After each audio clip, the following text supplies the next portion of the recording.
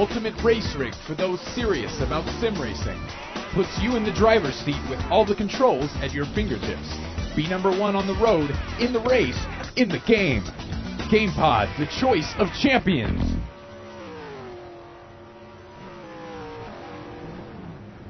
Hello and welcome to the fourth round of the Virtual V8 Supercars 2012 Championship. We're live here from Hidden Valley, as sponsored by GamePod.co.uk, race rigs, gaming seats and wheel stands.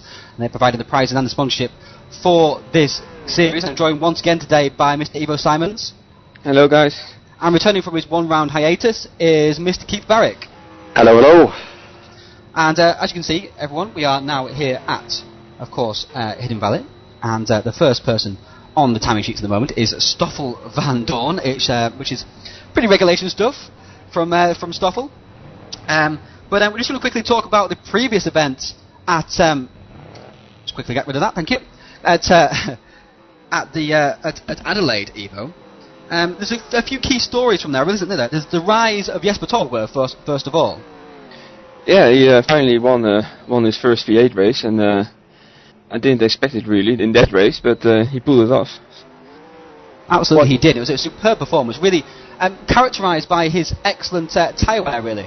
Yeah, you just look at after the tyres, which is really important, especially on Adelaide with the walls really close. So he managed to pull it off. Yeah. This is sounding very tired in the press conference afterwards, also as well. But I mean, this has been a long time coming for Jesper, hasn't it, Keith? Well, yeah, that's the thing. He's now won in every single championship that we've put on. He's won in that was his now won. He's won a race in every 6 of the championships that have been put on by TouringProSeries.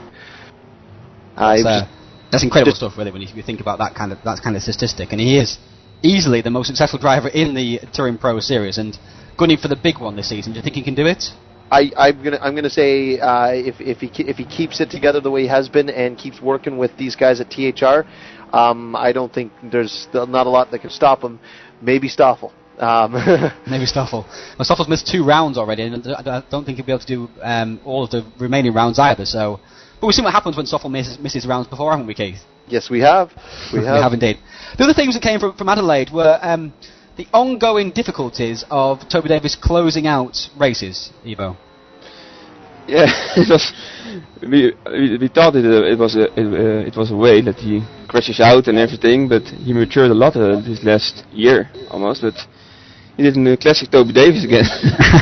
Those demons still remain. Yeah, so maybe he remembered a little bit at Butters, but of course this one was not that worse. But yeah, I didn't expect it really. So Toby Davis, I've actually said to him, here is his best opportunity of the season to win a race. He raced here last year and came, I think 5th it was, if I remember correctly. And he qualified up near the front, wasn't quite able to match the pace of Strauss and Schlemo and Crooks. But speaking of Florian Strauss, he's been struggling with tyre wear. I mean, he's got better tyre wear than Toby Davis, but definitely not as good as Jesper Tolberg, Ivo. No, not. It's really difficult. Everybody has his own style and how they set up their wheel and everything, and setup. So it's really difficult to find it. Yeah. And on the subject of that wheel, this may surprise quite a lot of people. This surprises me a lot because I have low steering lock because I'm an ex-game controller user. Ooh, don't come near me. Might infect you all. And Florian Strauss, before this season, run 160 degrees rotation on his steering wheel, which is just ridiculously short, isn't it? I don't. Doesn't make any sense. I didn't know it was possible. Really. So that's like using the controller joystick. But he's actually been complaining to me over Skype saying, "I really hope next season that we use enduros because I'm sick of these sprint tyres because they wear out too quickly." Well, and on the subject of that, I mean the track temperature being 35 degrees already early in a practice session. I mean this is going to be a true test here of who can keep the car. A very hot area of the world as well. Exactly. In Northern Australia. Definitely. And, although obviously it's not 100% accurate, the weather in our factory is being pretty close to those kind of temperatures. But Strauss, he said to me he's been dealing more with hardware setup than he has with his actual car setup, which is a blessing for all actually, because he's had the car set up for like a year, so I'm kind of glad that he's having to work on his hardware setup a bit more. So look for him. He says he's lost a couple of tenths, but better over a long run. So that's probably why he's not been quite there on the pace in qualifying so far. But as people raise their games, you have to raise your game as well. And I found exactly to the not same kind of scale as the Virtual V8 Supercars, but the Clio Euro Series, I found the same thing. Had to change my hardware setup, quite a bit to try and compete with William Lebec, unsuccessfully in the end. But it's a part of the game, isn't it? I believe Toby did the same for the V8s. He has the steering lock and everything set up for the WPM, but he said he needed to change his hardware for the V8s to make it. Absolutely. The big thing he told me there was that he changed heel toes in World Touring Masters with his Sierra Cosworth, but in the V8s he's changed to a left foot braking style. So that shows he's been adaptable also. He's just searching for what's the fastest way for the car. So absolutely, and of course we put on these magnificent series, don't we, Keith, with support from many people, and the big support of this season has been GamePod, hasn't it? Oh, well, GamePod, stepped up, saw that TouringProSeries, what we're doing is, a cut above the rest, and they've stepped up to provide some very large prizes here for these drivers. They basically have been around since racing games have existed. Since the dawn of time, the longest-running manufacturer of gaming seats on the planet, and they've been fairly a little distant lately, but because of their involvement with real racing and their sponsorship with BMW and Andy Priault at the DTM series. So we're unable to have the GamePod rep here with us in our events, but hopefully we're hoping to have him join us, possibly in the booth. Give a shout out to Andy Priault. Maybe, who knows, maybe we can even get him in the booth, because he's a big fan of GamePod and racing games altogether, and would be a blast. I know you'd be happy to see him in the booth, wouldn't you, Ryan? Absolutely. I rate Andy Priault as one of the greatest touring car drivers to ever have lived, quite frankly, and anything he jumps in, he's always very, very quick. We saw Danny Asbury there destroying his car against the blue tyre walls. Thank you for that, Danny. Well, at least he made out better than Peter Well in an open season. But we've not got there quite this early in the show. And also, apparently, they're remaking RoboCop. Michael Gillespie, one of the one of the fans of TPS, doesn't race at all, just watches, which is I love that, people who just watch and follow the show. So shout out to Michael, because he's a big supporter of us. Huge supporter. And, he let us know. I didn't actually know about this, but they're remaking RoboCop, so maybe we should try to find a role for Danny Asbury. I heard Danny is going to be playing RoboCop in the movie. So we have a celebrity amongst us racing here today, and his name is Danny Asbury. He's certainly tall enough to play RoboCop. Well, and he's also very infamous as well for his incident, which involved reversing on the grid. Yes, absolutely. I wouldn't say that to his face because he's quite big. I know. So nothing to do with the fact he's from Philadelphia. Yeah. So in these kind of series, we often just see hopefuls, people who wish they could have raced in real life, people who raced a little bit in real life and didn't quite make it. We've got Toby Davis, who races in real life in British Supercars. We've got Francisco VR, who didn't quite make it in Formula BMW. And one of his rivals was Daniel Juncadella, actually. Juncadella won the Formula 3 Macau GP last year.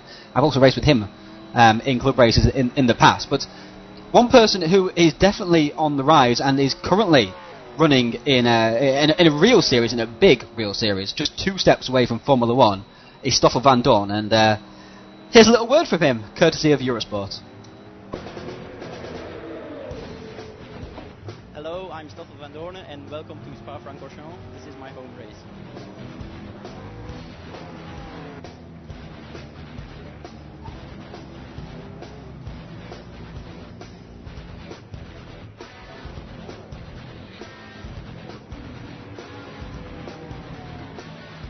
It's a bit a special weekend for me because I'm at home, so a lot of people expect a lot of me.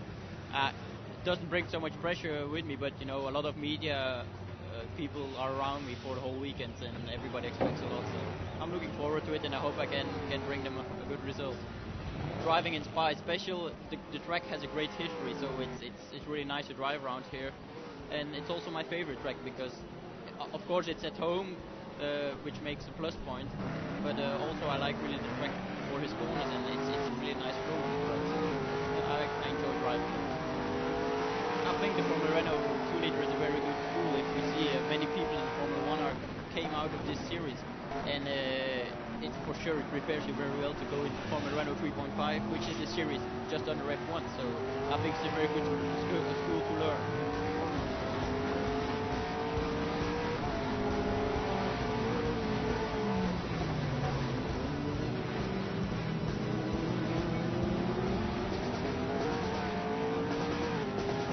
Well, I think he's doing very good. For the moment, he did a very good first race.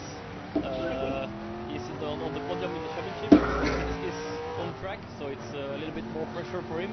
But I think it's a good pressure, and pressure I will choose to give the best year. We have the RACB national team in Belgium, so we are 6 drivers in the team. All the time all together, we train together, we do a lot of things together, so I think it's normal for me to come here and support Stockholm.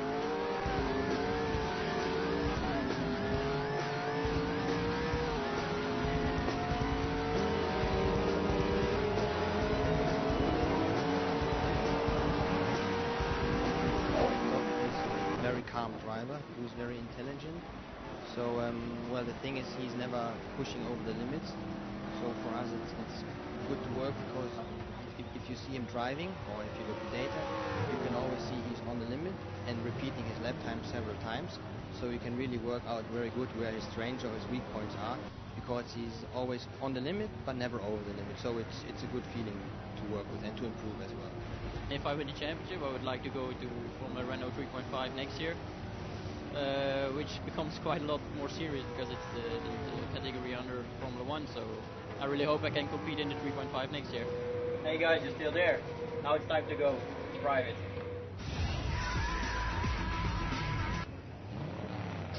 So that's a little bit about Stoffel Vandoorne. Nice to put a face and a voice to the car that you're watching here right now. And my sister watched that the other day, Keith, and he said, you know what she said about him? She said he's got nice eyes. Yeah, he's so dreamy. So it goes quicker just as I say that as well. So obviously that compliment helped him across the line there. And that's the fastest anyone has gone all week too, and exactly. that is dwarfing some practice of a lot of practice, a lot from these other guys. So it's very good to see. But I'll have some more information on his practice schedule later on in the race for you guys. Yeah, absolutely. And Stoffel, in fact, in his racing career at the moment, he came 2nd and 3rd in that Spa event that you saw there. I think he did gain a little bit on the championship leader in the Euro Series Formula Renault, where his big rival in that is Daniel Kvyat. I hope I said that right. Who's from Russia and just a year younger than Stoffel. So look for both of those to be rivals throughout their career, really. Daniel and Stoffel, both huge talents. And he's red hot favourite to win the Formula Renault Northern European Cup, which is entering both of them this year. So one of the favourites for the Euro Series and the red hot favourite for the Northern European Cup. So we wish him very well indeed in his career, and please do check him out. Like him on Facebook, he's up on there. So and StoffelVandoorne.com, I believe it is. It might be .be in fact. But anyway, moving on to the track now, Ivo and Keith. It's a very simple track, isn't it, Ivo? Especially after Adelaide. Especially after Adelaide, yeah. It's the real difficult corner is maybe the last corner and the first corner, but it's not really a difficult track to learn, so it's a lot of time to lose if you don't drive the correct lines. Absolutely, but we're actually quickly jumped to the experts, and they're going to run through this track for us, so enjoy this. Hidden Valley Raceway, very different in terms of characteristic by comparison to the tracks that we've recently raced on. Check this out. The circuit is characterised by this front straight. 1 kilometre long, 265 kilometres an hour top speed for a V8 Supercar. It's an awesome ride. You can barely see down the other end into this huge braking area at turn 1, and then the circuit has a lot of slow and medium speed corners, some tricky surface changes and a number of odd curves as well. The track's 2.8 kilometres, it's 14 turns. Wide open throttle here is about 45% of the lap, and the average speed's about 150 kilometres an hour. There's some good healthy passing spots. One of them is right here into 1, although it pinches up on the inside. Down in turns 4 and 5 there's always a bit of action, and at the last corner 2 you can nip up the inside at turn 14. Trouble spots and hot spots are always the talking point here as well. You've got to be very careful here into 1. Also up in the valley at turn 6, and super careful when you get down to turn 10. There's not a lot of runoff down there. Now we're always talking temperature in Darwin. You've got to manage it for engine, for transmission, for brakes, and in particular for driver.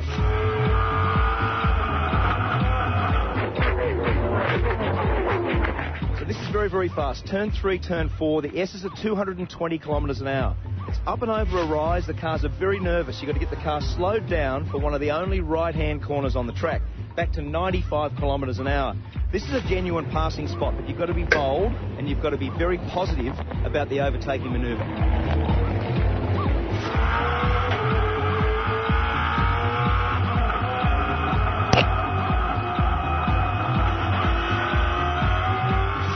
So the run out of turn 9 up to turn 10, there's a big surface change. Cars are very unstable as they go around this big, long, fast left. Then you've got to get the car stopped. Inside front wheel locking is always a problem. The cars understeer on the surface change. Then they get turned in for turn 10. Really critical corner, 120 kilometres an hour with no run-off road. You'll see guys off the road over the weekend at this spot.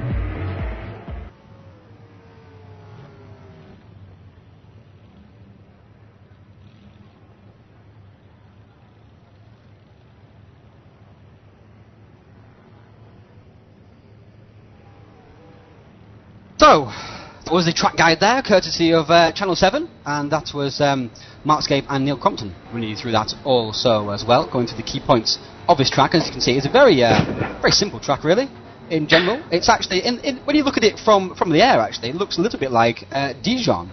It does. I think Eric Strani was pointing out. Looks very much like it. If you set them over top of each other, they're very, very similar in their characteristics. Yeah.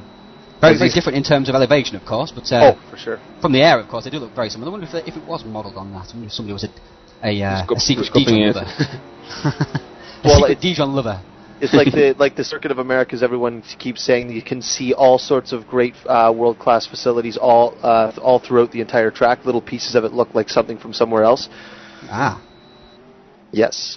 I'm never sure about those sort of things. You might produce your own kind of character, quite frankly, but there you go. Yep. Hey, doesn't the first corner look like a bit of an opposite of A1 Ring's first corner? Yes. No, with the uphill.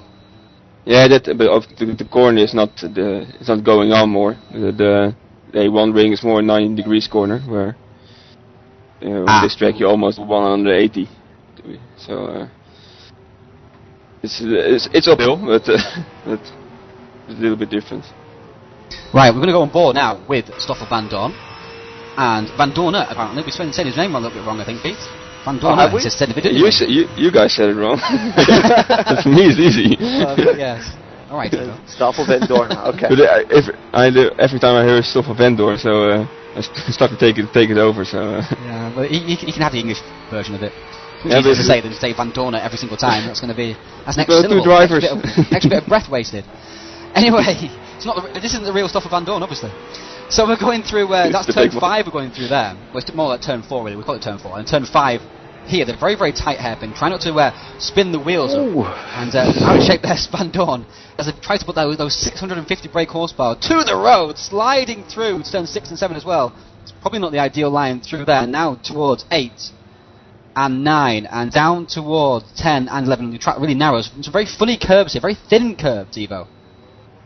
Yeah, it's very thin, and you can easily go over it and hit the grass a little bit, so yeah, difficult.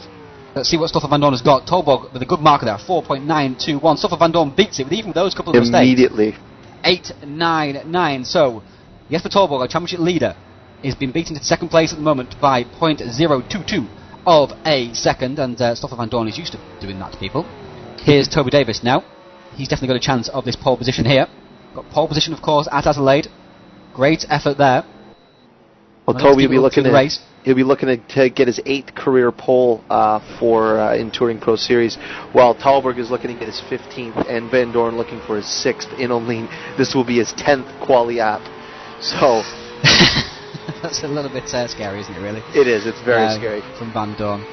But in fact, the best driver still is Gregory de Grief in terms of qualifying ability, in terms of stats anyway. I mean, obviously it's Van Dorn with his short career is eclipsing that at the moment, but over a long period of time, it's definitely Gregory de Grief who has the upper hand over Jesper Tolborg even. So Van that's one area definitely Jesper can improve in, the percentage of pole positions. We're 0.187 down, Jesper Toby Davis, so he goes second. So the THR Orange drivers, once again, very well matched, Keith. Yes, yeah, well, that comes from lots of testing. I know these guys have been working a lot together, and I know Williams got the pace to be in the 104s. Vilar, in fact, just before we went to qualifying, sorry, Keith, just before we went to qualifying, they had 104.8. Yes. So, and Van Dorn's improving his second lap, so obviously these drivers are getting 2 laps out of their cars. 8.07 now on a 4.807. Yeah, well, Levesque definitely had that pace in practice. Let's see if he can produce it for the first time in a couple of races here. And of course, this is the bloke that beat me in the Clio Euro Series, and I wanted to do really well, as I look really bad. So. Well, also Schlemo has good pace here as well too. Yeah, he qualified third last year here, while Florian was on pole, and they took a 1-2 last year, Florian and Schlemo. So 360 very close racing. Indeed, it was very close. It was half a second. Sorry, in the end, I think it was at the end of the race. 2 tenths. 2 tenths. Yeah, they were Linus Stern the whole race. Linus Stern, Keith. There you go. Say Linus Stern. Linus Stern. Yeah. I like it. Florian Strauss goes fifth. So we got Van Dorn out by himself as per usual. And then THR Orange, 360 Racing, 360 Racing.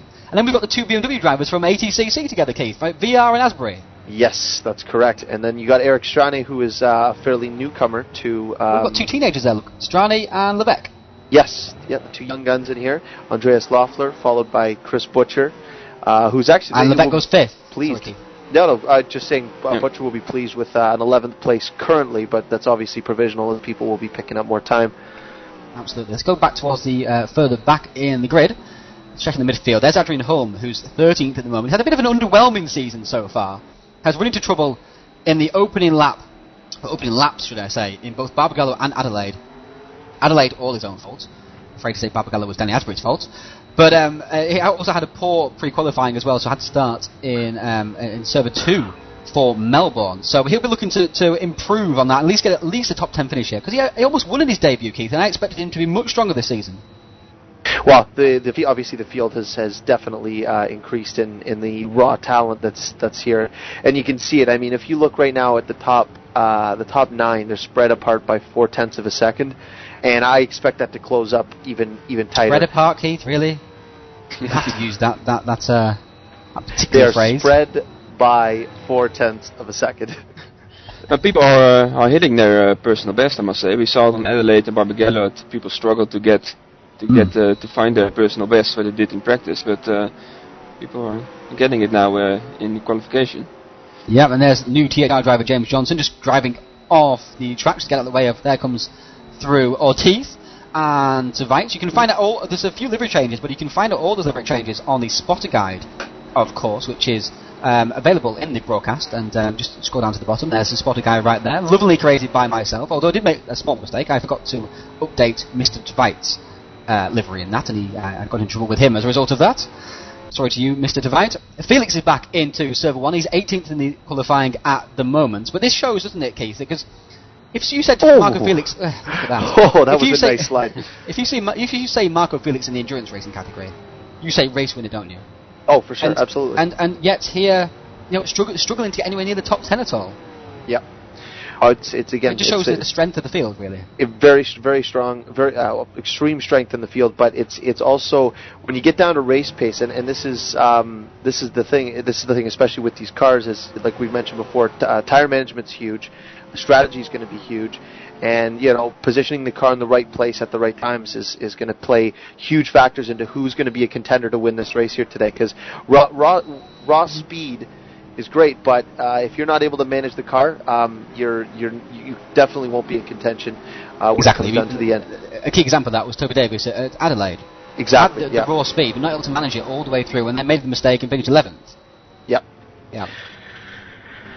Key category. Well, Thiago Rodriguez has made his debut in Server 1 also. Chris Butcher's improved to 11th once again, so he's retaken that 11th position that somebody had wrenched from him. I think it was actually Eric de Weitz who'd moved up, perhaps.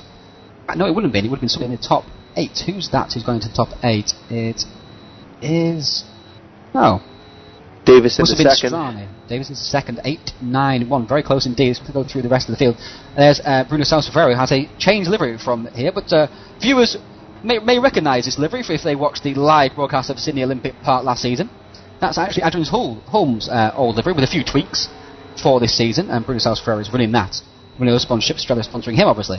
Lee Palmer's in this. We've got 2 TPS sim racing entries into the Division 1 this season, Keith. Very nice. It's nice to see our colours being flown.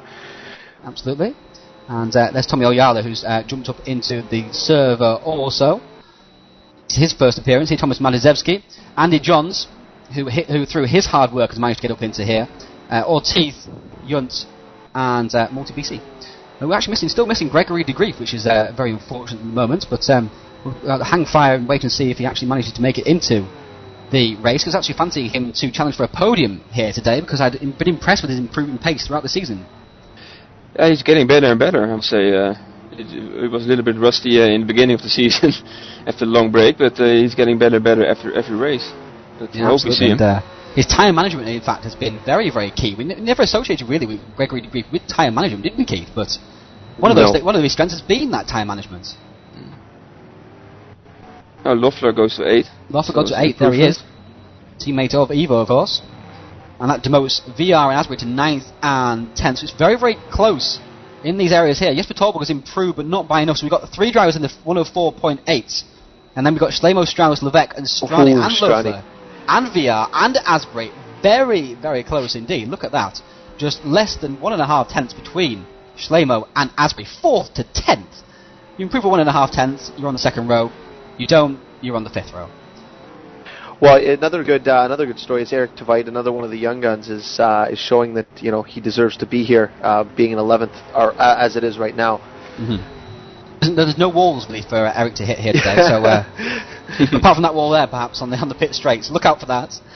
I'm sure the walls don't like being employed on tracks with Eric Tveit races, but he's gradually improving. The pace is getting better, and so is the consistency. So I think in a couple of years' time, he could be one of the contenders for race wins in the TPS, and we certainly look for that also as well as he continues to mature as a racing driver, and I guess as a person really, because as you get older, obviously you become a bit more calm, a bit more circumspect. But Kevin Brents has had a livery change here. He's gone back to the default livery, and Kevin Brents is actually showing good pace here. He's qualifying at the moment in P13, which is an improvement for his Melbourne efforts. I think he was around about 20th in Melbourne, so he's gradually and slowly but surely familiarising himself and getting more comfortable with these cars. Another one who's famed in the endurance world, isn't he? Along with Marco Felix. So Asbury to 5th. Asbury to 5th. Robocop goes 5th. Yeah, Strauss back and to 7 goes already. Well. So. Yeah, Strauss going back to 7 now. So. Yeah, Strauss is struggling at 7th, but of course he improves by. I mean, look at that. He improves by 0.04 of a second. He goes 4th. Okay. So. As close as that, it's pretty crazy here. We've got actually, let's run through that quickly. If you look on the screen there, 3 thousandths of a second between 4th and 5th, 6 thousandths of a second between 5th and 6th, 16 thousandths of a second between 6th and 7th, 33 thousandths of a second between Strauss and Levesque 7th and 8th, and then just 2 thousandths of a second between Levesque and Strade. And Loeffler, who was so close to getting into that top 5, is now suddenly back in 10th. But he's still only 32 thousandths of a second behind 9th, so that shows how close all that is. Well, and Loeffler improves by just over a tenth. He goes from 10th to 4th. Well, one thing we haven't quite discussed yet, and I think we've just one of the things we did miss is the Drivers' Championship. Of course, yeah.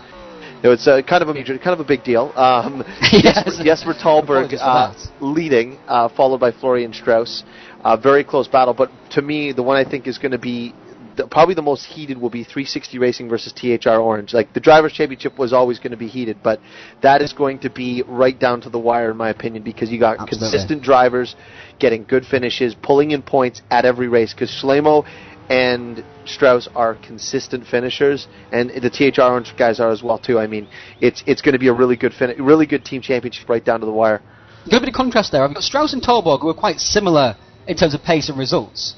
But you've got Toby Davis and Schlemo, who are very, very different. You've got the blistering pace from Davis, coupled with the fragility that blistering pace brings. And VR improves by 7 thousandths of a second and goes to 5th, but then he's usurped back down to 6th because Strauss goes to 4th, to the 104.996. The 4th rider going to 104s.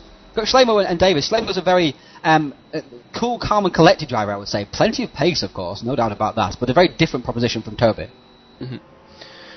Yeah, of course, big difference, but it shows that with different driving styles you can end up on the same place.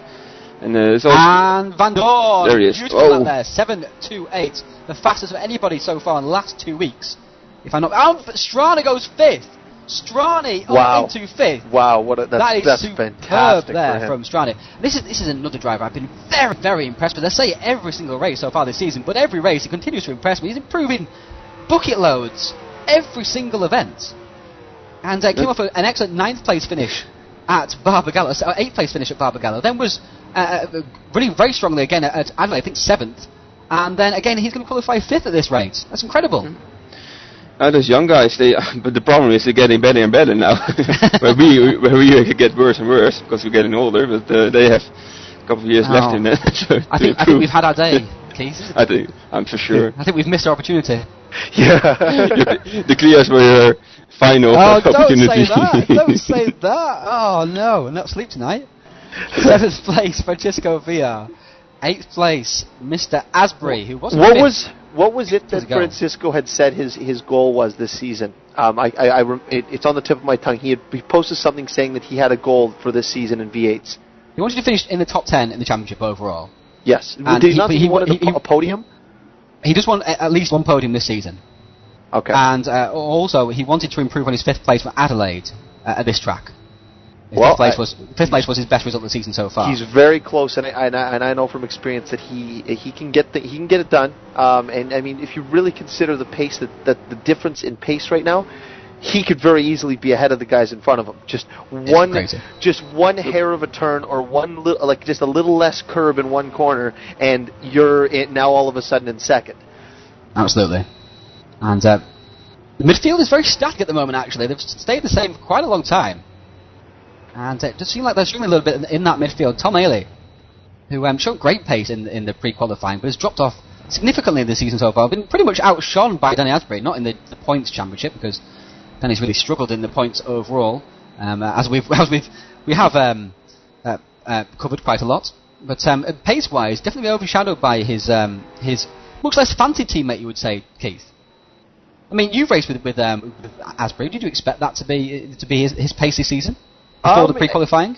I know that he was put in a really good effort, and he did pick up some new hardware before the season started. So he was really that's it. Blame the hardware.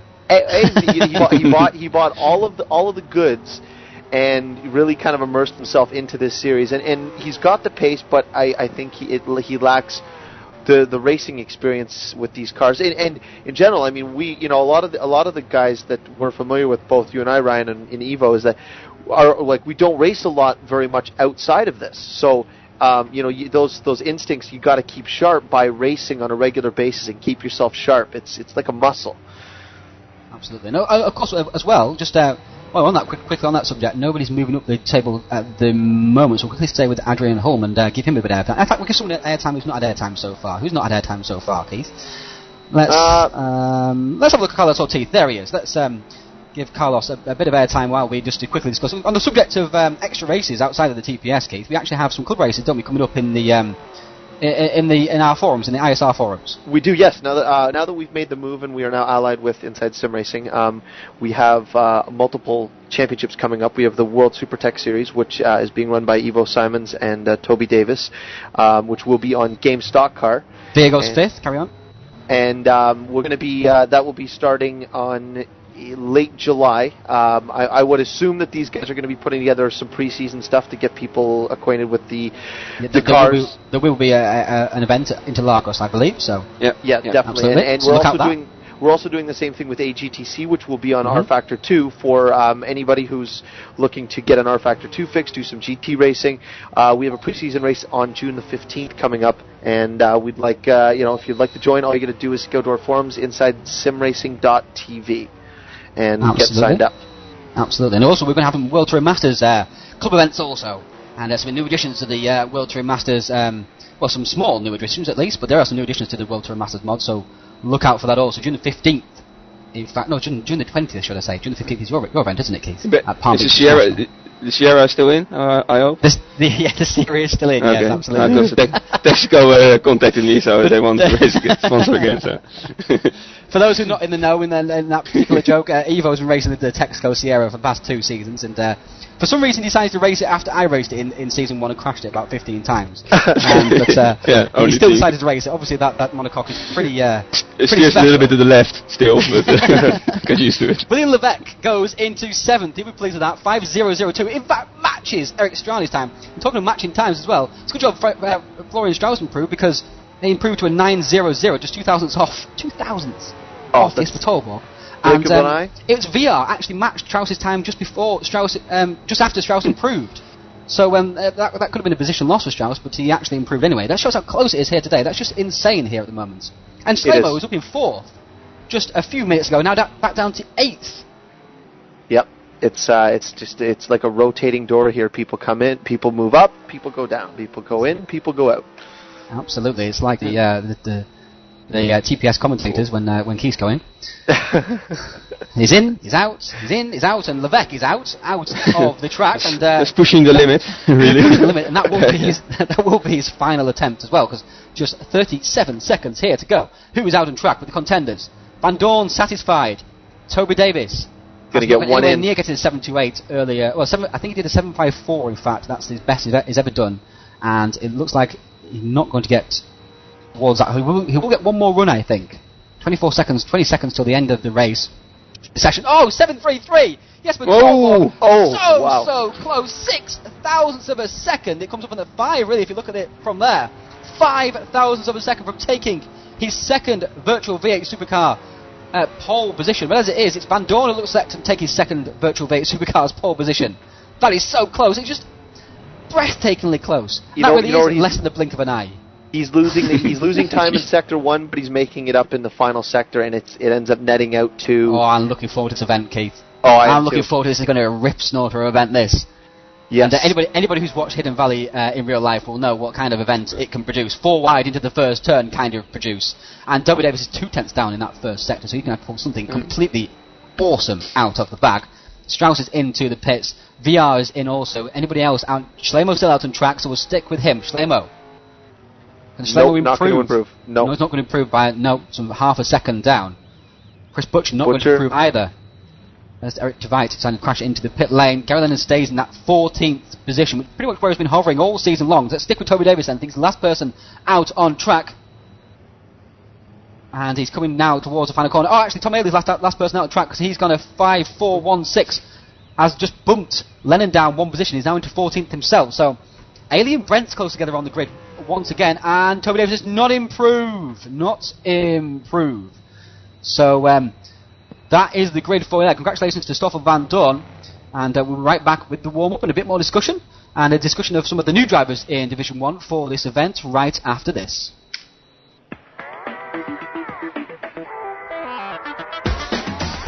GamePod, the ultimate race rig for those serious about sim racing. Puts you in the driver's seat with all the controls at your fingertips. Be number 1 on the road, in the race, in the game. GamePod, the choice of champions. Well, there you have it. GamePod is the choice of champions, and that will be the choice of Stoffel Van Dorn and Jesper Torborg, because they're both champions, and Strauss, of course, as well. So you've got 3 TPS champions there in the top 4 there, Keith, and a multiple race winner also. But have you ever seen a qualifying session so close between the kind of just below the top guys, 4th to 10th? You know what? It seems to be starting to become a fairly close common occurrence in TPS. It's becoming almost boring. I mean, you can expect it to be close in pretty well every qualifying, pretty well every series that we've got going on now, because the guys who, let's say, started say a year or 2 ago that were kind of at the back have slowly crept their way up, and then that's why you're getting a big chunk of guys who are constantly improving in the middle, and they're so close and they're fighting so hard, and the more they race, the better they get, and the better the fields get.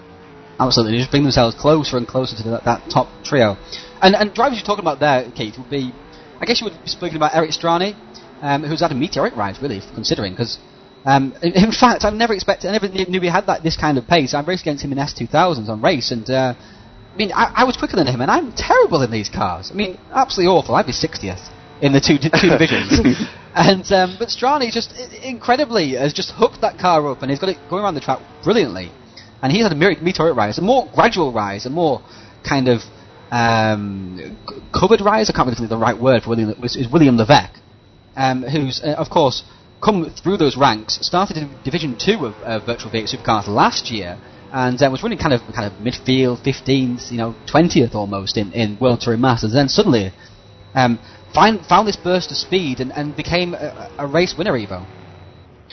Yeah, it's. I remember I think it was Spa when I took him out. There he was behind me, so I think it was he was 20s or something. But then he, of course, last season he showed a lot of pace suddenly, and he's improving a lot the whole time. So absolutely, and he's had an off-colour couple of events. He says he's going to bounce back here, and the 7th place is certainly a big improvement from where he was before. For sure. I mean, even Toby Davis, Keith, over the last couple of years, has been improving immensely. I mean, I remember him in World Touring Masters Season 1. I mean, didn't put the effort in, was extremely ragged, and but now that effort is paying off, and he's becoming a very accomplished racer. Of course, also as well, just for those who are interested, and those who aren't interested, can tell you anyway. Toby Davis actually popped his British Supercar victory cherry, didn't he? At Bishop's Court, something that's called Bishop's Court, something like that. Sorry, in Northern Ireland. I apologise for not remembering exactly what the kart track is called. But congratulations to him also. Yeah, it was a big win for him. I know he was really, really excited to get that. He told me that the reason he won is because he took the camera off of his car. He said it was it was the aerodynamics. I think it was all mental because people didn't. Then this way, no one's going to watch it later. So he just put it down and just made it happen. I'd be really disappointed. But nobody saw me win. I like his crash on Caldwell Park and everything. So there's some use to the camera. Trust Ivo to bring that up. That is a very good one. We should definitely cut a clip of that. We should definitely clip that. Maybe don't tell him that there are also people on the stands with cameras. Maybe you don't tell that. Otherwise he gets nervous again. Let's look at the second 10 on the grid also. There's Butcher and Tveit. Brent and Lennon. Brent's back in Server 1. Adrian Holm in 15th. 16th is Marco Felix. So Adrian has beaten David Guntis in 20th. James Johnson in 17th. 18th Ross McGregor, who's 4 positions behind his good friend Gary Lennon. 19th place Bruno Salvatore, another driver by the way. I've been very impressed with it. I know we spoke about it a little bit at Adelaide. Yeah. But you've raced with him in Formula Pro, Ivo, and I mean it was never a scintillating pace, but has shown excellent pace here, and I've been very impressed with how he's applied himself, the Portuguese. Yeah, better and better. With the open wheelers he is a little bit better, and but he shows his pace also here. I didn't expect. Well, that's because you're slow. That's because you're slow in them, Ivo. That's why. Okay.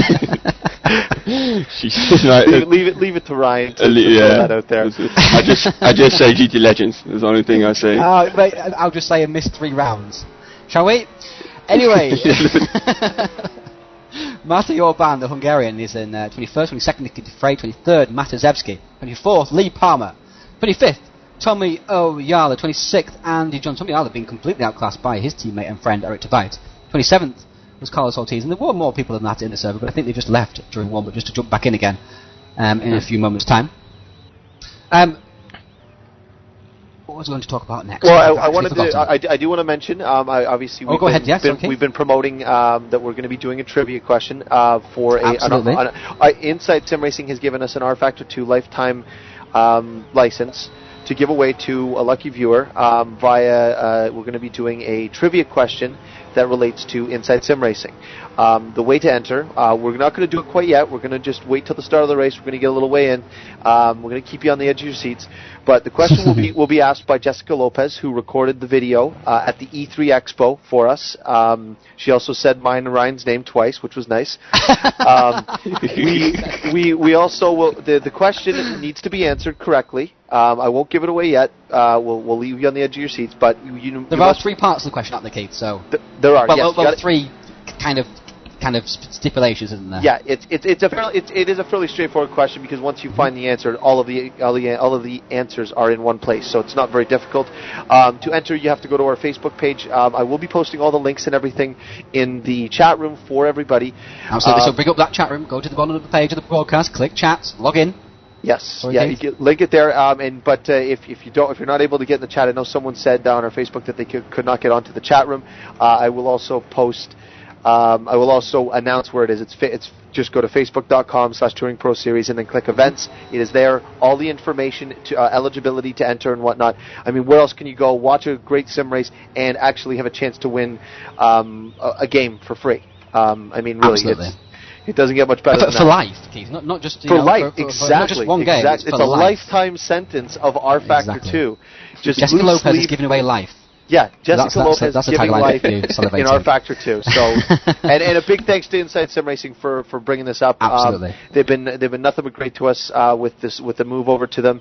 But again, we got to give big thanks to Race Department for all their support in the years past for allowing us to build our leagues through them, and we thank them profusely. Absolutely, because without them we would be nowhere, and we'd be forever grateful, of course, to them. And it's sad we had to leave, but we felt it was necessary for the long-term growth of the Touring Pro Series, and we're now at a new home in Inside Sim Racing, and they've been very, very supportive to us, as Keith was saying, and we're glad to have them on our side. So now we're building up towards the race here, just 47 seconds to go. Pins and needles. Pins and needles. Bit of butterflies, bit of hard breathing going on. Predictions, boys. I'm very curious. Kind of hard breathing, Keith. So I'm very curious if Darbock can do a good start again, like he did on Adelaide. Yes, that's the first good start I've seen him do for a long time. Do you remember we were going to put together a highlight video of all of his poor starts in WTM? Well, you were entire season. Well, it's just because he still managed to win the championship, obviously with some great luck, and Toby Davis just handing him the championship. But he wasn't going to win the championship because of all of his starts. Great starting positions, but just kept losing it at the start. So he obviously picked something up from these guys at the THR camp. Obviously something helped. So predictions, guys. Stop dodging the question. I'm gonna go with Florian Strauss. Ooh. Really? Ooh. Yes. It's kind of the reigning champion, but kind of a left field choice at the moment. I know. Big most of the time. I like him. I like him a lot. I go for Tauber. Okay, I'm gonna go for Van Dorn. Van Dorn? That's me sticking my neck out. Okay, well, I have inside information that will come out very shortly, so your pick is locked. Unless it involves Van Dorn dying all of a sudden, then I think he's going to win. Yeah, I know. It's pretty hard to knock Van Dorn down once he gets moving. I mean, the race with him and Toby in round 2 was unbelievable race. Unbelievable, hardly a misstep. And Toby, I talked to him after. He was so frustrated that he said, "There's nothing more I could do." He was just in awe almost, wasn't he, at Van Dorn's ability? Yes, exactly. So we need to get on track quickly here. It's got 3 seconds. 2, 1. Get on track. Ortiz, come on, Ortiz. Ortiz did not make it. So he's going to have to start from pit lane. Hopefully he's got his teammates to let him know that starting from pit lane is possible, and not to jump that also. In fact, I may let him know just in the in-game chat here. Okay, so you let him know. Just carry on with the commentary quickly. Yep. So I mean, basically we've got. Oh, he made it on track. Oh, he did. Okay, so he was by the wire. So 53 laps here today, right, Ryan? Absolutely, 53 laps here. What are we looking at for pitch strategies? This is one thing I was trying to get it out of people, but no one very tight-lipped. Everyone's one-stopping, I think. Everyone should one-stop. Maybe people at the back will try a 2-stop because there's nothing to lose. A one-stop is pretty much the way to go. Hence why people have been working so hard on their tyre degradation. You can get away with a 2-stopper, but it's not the preferred choice, really. It's actually quite a short pit lane here compared to the pit lanes we've had before. But of course, you are going past the pit lane at quite a hell of a speed at this track. Hey Ryan, just a quick second. We got Darren Ganji going to join us here just to say a quick shout out. Hey Darren, how you doing? Doing well, guys. How you guys doing? Great. Very, very good. We got Ivo, Ryan, myself in the booth today. We're just about to start. I just want to say thanks for having us over at Inside Sim Racing first off, and also thanks for the giveaway. I'm sure all the viewers and everything will enjoy it. I know you're commentating later on the iRacing World Championship today. Yeah, sure am. We're at VIR today, and probably be another Gregor Hutu dominant day, but. Well, we've got the same kind of boring stuff here. Yeah, I see Van Dorn's on the pole over here today, huh? He is, absolutely. Yeah, we're actually just about to hit the green light here shortly, Darren. If you want to maybe join us a little later, we can chat midway through the race if you're still around. Sounds good. Yeah, you guys have a great race. I'll be watching. All right, thanks, Darren. We really appreciate it. We appreciate everything. So Our pleasure. It is now go time. It is now go time, Ryan. It is absolutely go time, and we're on board with William Levesque, trying to spot the. There we go.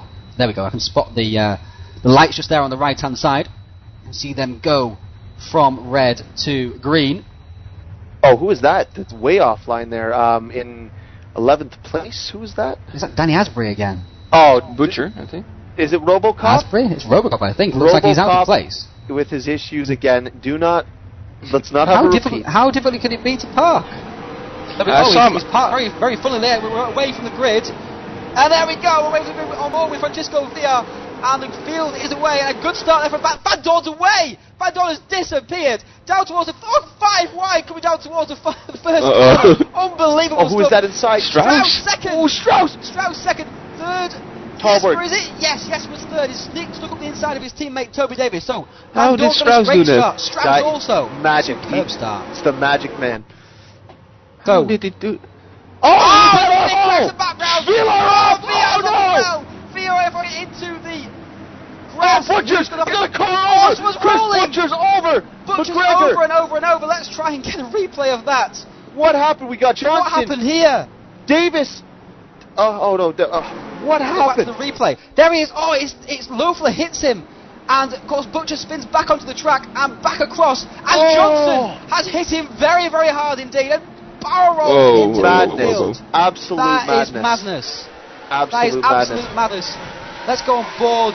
Villar's not going to be happy about that. I don't know who hit VR, but it's actually Loeffler who hits. There's the touch there from Loeffler on Butcher. And Butcher into the wall, tried to brake, stop it coming back across, but of course there's no room to do that. You're already doing 150 miles an hour at that point, and over he goes. And that is another disastrous race for Chris Butcher. Back at the front, Davis has just challenged Talberg for third and passed him with a very brute pass. Okay, so Davis passed Talberg. This was quickly. Watch these guys try and get into the pits.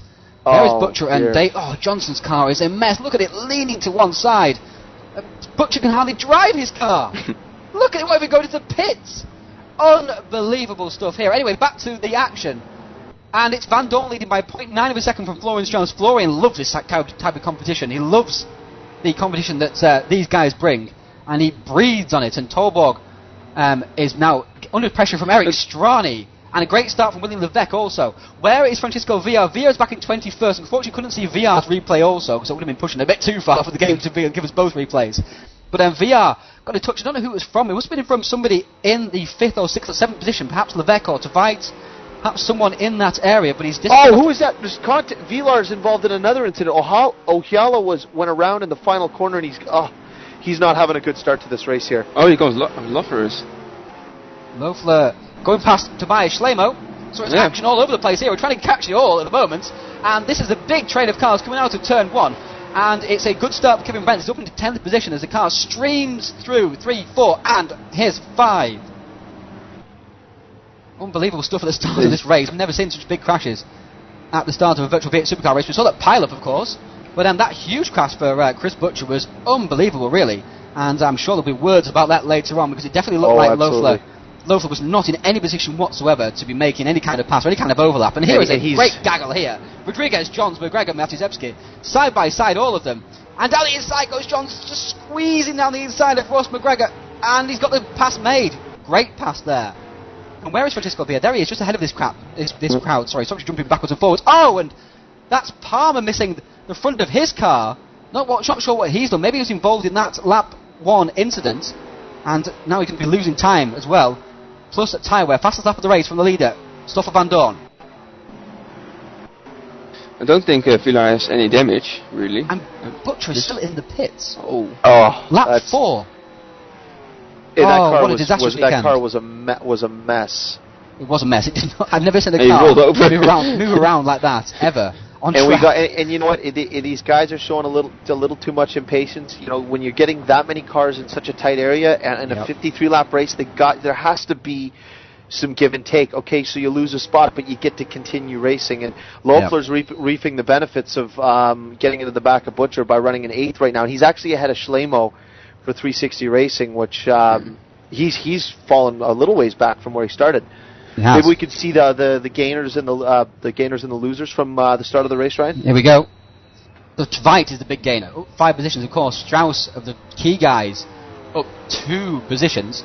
And fastest lap of the race for Florian Strauss. So he's pegging, or trying to peg at least, Stoffel Van Dorn. He's got a good draft there off Johnson, I believe. And he's got Michael Phillips up 5 positions also. So plenty of people up lots of positions. Orban and De Frey up plenty of positions. Asbury down lots of positions. Down 10, Gary Lennon. Down 13, Francisco Villa. Now down 11, sorry, should I say. Down 11. It's quite difficult to read with that yellow background here.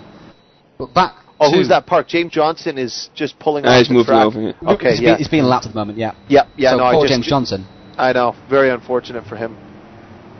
A complete innocent victim. And of course, it reminds me of Oran Park last year, where he got pushed up the escape road by a crashing Gary Lennon, reversed out that escape road, carried on around the track. Egbeer was involved in that accident, also crashed at the end of the lap, and again Johnson was involved, the poor bloke. So, again, a victim of something not his fault. But Strauss is 1.4 seconds, always sliding out the final corner as well, and that's not good for your tyre wear, or for your lap time. And Stoffel Van Dorn is continuing to grow his gap, 1.6 seconds now. This is a very already. Is this not a very familiar sight that we're used to seeing from Stoffel? Yeah, but well, you know how depressing it can be, Keith. Well, here's the inside information. I've been waiting to throw this out here. I spoke with Stoffel, and his schedule has been very difficult, and he told me his preparation has mainly been hot lapping. He didn't get a ton of practice to do a full race run. Now, I'm not saying that that's going to stop him from winning this race, but that may come into play later on for these guys who have done full race runs. I know the guys behind him have done this, and Van Dorn being racing in real life, his schedule's very, very busy, but you can see just the raw talent. And as one of Mr. C, one of our TouringProSeries connoisseurs, he calls Stoffel Van Dorn a predator, which is a step above the aliens. Yes, absolutely, and it's very apt there from Mr. C. We always welcome Mr. C's nuggets of wisdom. And Levesque and Tveit and Loeffler were very close here. Levesque will be very pleased to be in 6th position at this point in the race. As I was saying, 2 disappointing races in the last couple of events. And look at this gaggle here. Schlemo is backing up, yeah. He's backing up, in fact. Yeah. Brent and Felix, 2 endurance specialists. And also we've got Ailey not far behind, and then there's Holm. Bit of a gap back to Danny Asbury. A little ways back, actually, quite apart from him. At least VR escaped with no damage from that particular spin that he had. And he's trying to go around he has got a bit of damage on the front of his car, actually. Front right, but it should not be problematic. He's just gone around Nicky Dufresne for 16th position. And in 18th place is still Lee Palmer. I think he's able to hang on to that 18th position even with that damage, because this gaggle behind, Ross McGregor, John Yunt, Rodriguez and Ferreira are having an amazing race at the moment. Lennon in there also as well, as Lennon usually is. He finds it always, This is on board with Andy Johns, who's right in the middle of this gaggle. And he was a last-minute call-up to Division 1. Very last-minute, too, so he'll be happy where he is at this point. He'll be happy with acquitting himself well here. He's actually a 3D modeler as well, and in the community. Not got much time at the moment, but it does dabble in the 3D modelling department, and skinning also as well, as you can see from his beautiful skin actually at the moment. There it is. Oh, and just very nice design of the skin. Just to bring up one other thing, we were following, we said that Danny was struggling to get his positioning on the car. I did follow him at the start, and you could see the nervousness as he took off the line, and he was very, very hesitant getting off the line, and he got swamped by 3 or 4 cars coming off the line. Double checking and rechecking that they're not in that position R on the gearbox. We haven't lost a driver. We haven't lost a driver. No, we haven't lost a driver, sorry. No. We have not lost a driver. Ortiz into the pits as well. That's early for Carlos Ortiz. I think he must have repaired his car already, because it doesn't look like there's much damage on it at the moment. Oh, he's come to a stop. So what's happened there? Maybe he's forgotten to fuel up. Doesn't look like there's any damage to me. Maybe he's got a stop and go, perhaps? I've got no idea. Doing tyres, so... Yeah. So, Butcher is some 3 laps down, the poor guy. But Van Dorn has a 2-second lead now. Yeah, but... Florian Strauss. We did see it also in Adelaide, where Toby Davis pulled away and Strauss just got left behind a little bit, but then we saw at the end of the stint Strauss coming back. Strauss, sorry. So maybe Strauss is playing the waiting game a bit. So exactly the same thing as we saw it on Adelaide, where we thought Davis was pushing away. But then again, you didn't exactly see massive tyre degradation from Van Dorn at Barbagallo. That's true. Strauss gets out of shape, and so does Davis as well, in his eagerness to try and take advantage. It's an easy trap to fall into, isn't it? Yes. Yeah, you see someone get a little loose on entry, and then you dive in hard, and you miss your brake point, or you lock up the fronts, and the car just gets a little out of shape, and you could end up losing a spot by being a little overzealous. Yep. Because the opportunities are very few and far between in this particular category at the moment of trying to get past somebody. I mean, look at this is not driving around, having a Sunday drive, just chilling, having a cup of tea and a scone. This is white knuckle. This is white knuckle. It doesn't look like they're put. That's what I love about motor racing. It does not look like that these cars are on the absolute limit all the time, but they are. You could walk up to this car if it was real life, push it around with your hand in the right rear quarter, right here, right now. Push it in the left rear quarter, and it would go around, and it would spin into the tyre barrier and at the end of the race for him. They're on the edge of adhesion all the time, and they are trying their hardest all the time, Keith. They are, and just to show the class of it, these guys, Toby running this close to Florian, or Toby running that close to Stoffel for an entire race in round 2, and Strauss not to succumb to the pressure. That's the biggest thing to me, is a driver who can maintain his composure with a guy that close to the bumper. If you hop on Strauss and go through our game pod wing, you'll see this is what he has to deal with. So he needs to be considering all of his braking points.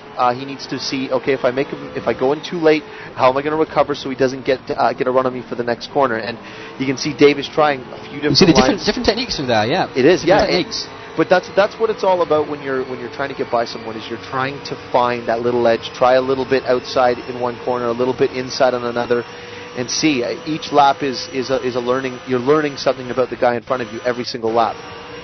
This is the big battle at the moment. We just come into it as Loeffler trying to make a pass on Eric to right. Eric goes a bit defensive, squeezing down the inside. Loeffler, no, not quite able to make it stick. And on the exits, no, where has Loeffler gone? There is Loeffler. He lost quite a bit of ground in the middle part of that corner. But actually, the battle between Schlemo's actually picked up his pace now. Whether they had very low tyre pressures to start with, or whether he just got involved in a bit of a battle, I'm not quite sure. But now he's ranging right up on the back of Andreas Loeffler, looking very threatening indeed. Rodriguez has had to come into the pits also for damage. Felix has now got past Kevin Brent, his endurance rival, and Adrian Holm was in 12, so he'll be happy looking with on that. Course for a good top 10 finish perhaps here today. Asbury has passed his teammate Tom Ailey. 15th place is Orban, 16th place is Nicky Defray.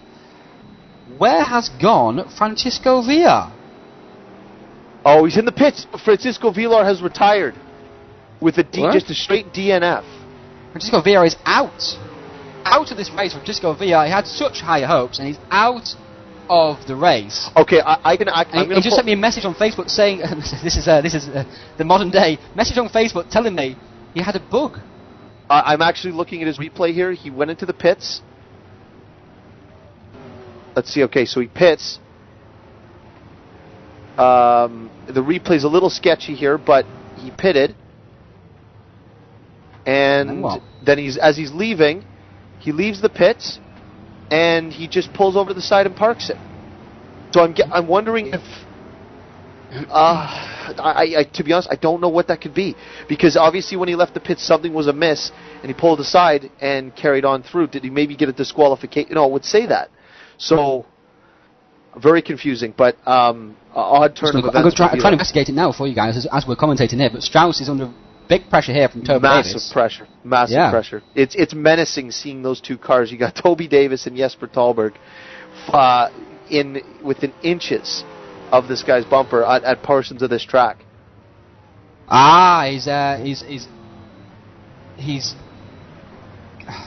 actually saw this last season from Fernando Alvarenga in Division 2 in 2010, and there's an entry curve of the last corner, and we couldn't recreate it at all in all testing. We thought it was maybe just a one-off bug, but Francisco Villar has encountered it. He's had one wheel on each side of the entry curve of the last corner, and it's catapulted the car into the air, and the damage has obviously been too much that he's not been able to repair it in the pits and had to retire from the race. He had the left on the left, the blue ones. The entry curb into the final corner. Okay. which we'll show you quickly in a second if we just hop on board quickly with Florian Strauss. Please, there we go. That one there. He just went over just there, and it's pushed him into the air. Sorry for last year with Fernando Alvarenga. We thought it was a one-off. It seems like it is not a one-off. So, and it has happened again, and it's very unfortunate. And Gary Lennon has retired with a suspension damage. Thiago Rodriguez suspension as well. So 3 retirements early on in this race. Yep. And apparently he did not get hit on the opening lap. It was his own mistake under braking. Oh, so shot him to one side. Downshifted too quickly, or was he in the grass maybe? I'm not quite sure, but whatever it was, it shot him to the left-hand side, and he was caught out by a bit of early braking ahead of him, and he obviously must have locked up and just spat into the other side. Oh, Davis nearly losing it. Yeah, he's pushing very, very hard with that turn 4, isn't he? Now Strauss is pulling away a bit, so... Strauss is closing on Stoffel as well. The gap closed 2/10 in the last lap. Very true. And interesting stuff. This is where the secret information that I had comes into play. But if you catch Stoffel, you still need to pass Stoffel. Yeah, but it's easier here than on Barbagello, I must say. Yes, it's true. That's very true. Strauss. And I think the gap is less than 2 seconds coming up to that line there, just from the eye. And Francisco Villa says it's a big pity because he felt it's still 2.1 seconds the gap between Strauss and Van Dorn. So Van Dorn managed to just keep it a little bit there. Maybe Strauss made a small mistake because Van Dorn didn't go very fast on that lap actually, 5.989. And Villa says it's very disappointed because he's feeling more and more confident in these things. And also, of course, there's a small matter. And Schleimo and Brent in a big battle. Actually. I was just going to say that. Brent's Felix. No, Brent's Felix, sorry. But Schleimo, I think, tried to go down the inside of Loeffler at some point. Brent's Felix gets into the back of Brent. Oh, don't do that through there. We saw this in an open lap with Loeffler and Butcher. And that's it is a passing opportunity, but Brent cuts it off very smartly indeed. Look at home menacing Felix. He's down the inside. Down the inside, opportunistic. Done it. Now, beautiful move. No, cut back is on. Now they're side by side. Holm has the inside, but Felix is not happy about that. Look at them squeezing each other across the track. Superb action here, sideways Felix. Holm backs out of it. Felix holds on. And look at Asbury. And now comes Asbury and Ailey. They come to join the party also. Great stuff there. And they go on to the back straight. We'll quickly watch this now, see if Holm gets a good slipstream. Holm sideways. Wide. That means Asbury's going to get it. Asbury's going to get this slipstream. Yeah, and Ailey as well. I think Felix was trying to say this party's by invitation only. Definitely. And Asbury cleared him easily, headed down. Look, Ailey! Squeeze, no, not going to go down the inside of Asbury, but we're going down the inside of Holm. He'll be saying to Danny, hold him out. And Holm's wide and Ailey's through, so... What would have been 1 position gained was 2 positions lost for poor Adrian Holm. He almost made it stick, but almost does not count. So close. That was unbelievable. Brent now gets to try and go back and watch them. That actually, that was some great action. That was great racing. Little bit of contact, but I mean, it's to be expected in any type quite of narrow track. It is very narrow track. A little bit of sideways moment. This is excellent stuff. Let's go on board. We're going to go on board with Felix. We'll go on board with Adrian Holm. He's involved in all of it pretty much, wasn't he? Yeah. So this is the left-hand side, of course, of Adrian Holm's car. There he is, watching that battle. He's seeing that Felix is held up. He's seeing that Felix is leaving a little gap as well. Squeezes down the inside. A little lock-up too. A little bit too much down the inside, a bit too eager. And there goes Felix down the other side, so close looking through his car. Squeezes Holm to the inside of the track. Davis is to 4th. Davis back to 4th. Yes, so Davis got past Davis. Paul Brooks just made the move down the start-finish line straight away. Slipstream. Van Dorn's lap time has dropped quite a lot, 6.442, but so is Strauss's. But this is the still replay of Adrian Holm. And here he is trying very, very hard to get the slipstream, pushes too hard, understeers out onto the surface there, and then here comes Danny Asbury through. Yeah, that was some excellent racing, making for some very good highlights, and all these. There we come. Ailey was coming through also, and we can't quite see Holm. That's how deep Holm goes actually. Didn't see him, and Holm just goes a bit too far off. And Ailey's nabs position also. So back to live action now. Back to the front of the field if we can. Yeah, and for all the drivers who do miss this, there are highlight videos that you can catch on our YouTube page. Absolutely, yep, they're definitely in there.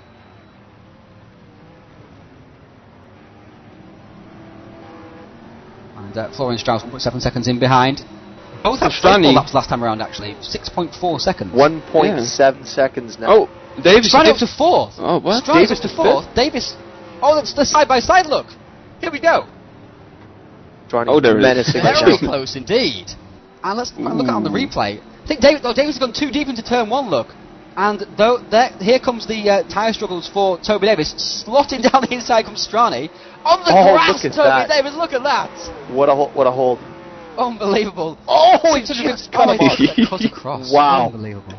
Wow, that was some very, very tight racing there. Back to live action. Again, Davis on the grass. Oh, and again, wide. Oh, he's struggling. Here comes Levesque also. And Strana, look at how close Strana is coming out of that corner. Davis is holding him up. Davis into the pits. Davis is doing a 2-stop strategy, surely. Oh. He did tell me that he had a different strategy than everyone else. Okay, so let's see if this works. But he dropped. He's already 7 seconds behind the leader, though. It's not going to work at all. He dropped a lot already, so. Maybe we get the undercut and hold them up for Jesper Torborg to take advantage of it all, perhaps. Oh, that would be a nice little. But I think Veit and Loeffler still hard in battle. Look at these two. Still, nose to tail, and Loeffler so close in behind. Eric Tveit going for the pass here. This is a great pass. Oh no! Contact again. Between these two. Tveit almost off. Loeffler gets very, very late there. In fact, on Loeffler. Loeffler's get into the civil. Oh, contact! Oh, Loeffler is going to get a bit frayed here. And we know Loeffler's not the most patient of drivers, and also Tveit is very young also, and Schlemo's looking to get past these guys. Let's go back to the replay. Here we are. Go back to the replay. Go on board with Andreas Loeffler in behind. Darts to the left, and of course there Tveit darts back to the left, to the right also. Sorry, to the right, not to the left. Yeah, and then a bit more contact between these two as they come down towards this corner here and there. Tveit obviously gave Loeffler a bit of a nudge to show him what he thought of the move before, and Schlemo's just thinking, calm down, boys. Calm down. Tveit got a whole full race to run here. You just give him some space already also, just backing off a little. Oh, down the inside, Brent's down the inside of Schlemo. Book it, as Keith Barrett was saying, that was a beautiful move. And Kevin Brent up to 8th. There's so much going on, and Brent was so far off of this group before these guys started battling, so he's really capitalizing, and now you know that Tveit and Loeffler are going to be getting into it again because it's bad blood kind of boils when you're in the heat of battle, and as Brent gets a little shot from behind. We still are 6 or 7 laps away from the first pit stop, so it's action galore here, and drivers have been complaining about the sprint tyres and how they wear out very quickly indeed, but we don't mind, do we, Keith? We love the action they produce. We love it. Absolutely love it, and long may it continue. Kevin Brent is on absolute superb form at the moment. It looks like he's really looked after his tyres, and these two were battling actually in Division 2 for the race win at Adelaide, and they came to blows there. Tveit was actually penalised for the contact in that particular encounter. It looks like Brent's either backed out of it or has some higher wing perhaps.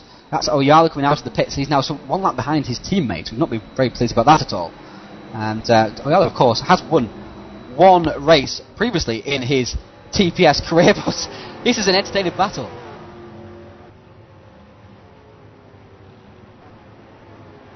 No, Schlemo's just turn 4. It's a funny race from Schlemo, isn't it, Ivo? Yeah, it's. He always moves up the grid more, but he's just getting in. To Vent, I did that again. I just said to Vent again, and it's right down the inside of Eric Tveit. I did that in the highlights. Those who didn't watch, call it a to Vent fight, and Brent has come out on top in that one. And now it looks like Brent's going to set about passing Loeffler. He's absolutely slicing through this little higher midfield pack at the moment. Oh, down the inside almost of Loeffler again. And through he goes. So 3 positions in just 2 laps. Thank you very much, boys. I saved my tyres. They're coming through now. Thank you. I'm very pleased with that. Superb driving there from Brent. Superb long distance driving there from Brent. And Strana and Levesque has gone past Strani. Yeah. Strani has caught up. Levesque caught up when Strani and Levesque Strani and Davis were battling, of course. Trying to get my words out straight. Oh, Levesque sideways! Oh, he got the car in okay. Thank goodness for that. Gap between Strauss and Van Dorn is still 1.7 seconds. Morgan Strauss, 2.5. One thing I am noticing, I'm following Toby Davis, is now lapping 1.2 seconds a lap faster than the leader. Absolutely, yes, but of course. to do an extra pit stop. That's true. Yep. And he'll get. So he picks lap 17 each time. So the stint is some 10 laps shorter each time. Oh, so Brent is menacing Loeffler now. Brent is all over the back of Loeffler. He actually already got past Loeffler. Loeffler really passed him. And that's through the inside of turn now. What a move! He can't pass there. Yeah, well, he just did. That just happened. But the big straight is so important here. You need to have a good run, and you have a good run. Huge defensive line from Brent's. Yeah, trying to break that slipstream. Now back across the track he'll go once again. There we go. Yeah, but Loeffler passed him there the lap before, so he thought, okay, going defensive now. Brent has been slicing through this group. Been very impressive indeed. And Tom Ailey is right in behind. Where is Danny Asbury gone, by the way? Keith, he's on a 2-stop strategy? I do not know for sure. I think he must be because he's in behind Toby Davis now. Kind of the gap that he would be back. So perhaps him and Toby worked on it because I think both those two drivers are struggling with the tire wear big time. But look at the time these guys are losing. Brent was 14 seconds behind and in 10th place before this battling started. Now it's 18 seconds behind despite picking up 3 positions. This shows how much time you lose battling.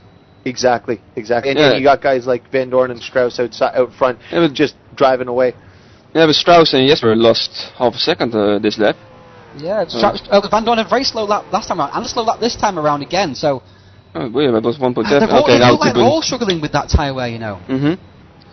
They think I wonder if Davis' little strategy will work, because Davis must be 2 seconds a lap faster now, Keith. Almost. What is his progress at the moment, Keith? Must be on a 5.3 or something. Must be 2 seconds faster almost. Toby, let's see here. Toby is 5. Yeah, he's maintained 5.5s, 5.3s, 5.3, 5.4, 5.5. The past 1.8 seconds he gained on that last lap. Yes, it was an outside chance perhaps of this working. This is the thing with Toby. He's very he's done both runs, and in a lap's time, this is the better way to go, and he can keep the car together. Whereas he said he was struggling with when the tires started to go off, and it was very inconsistent. So his overall time would be different if he did it 10 times in a row.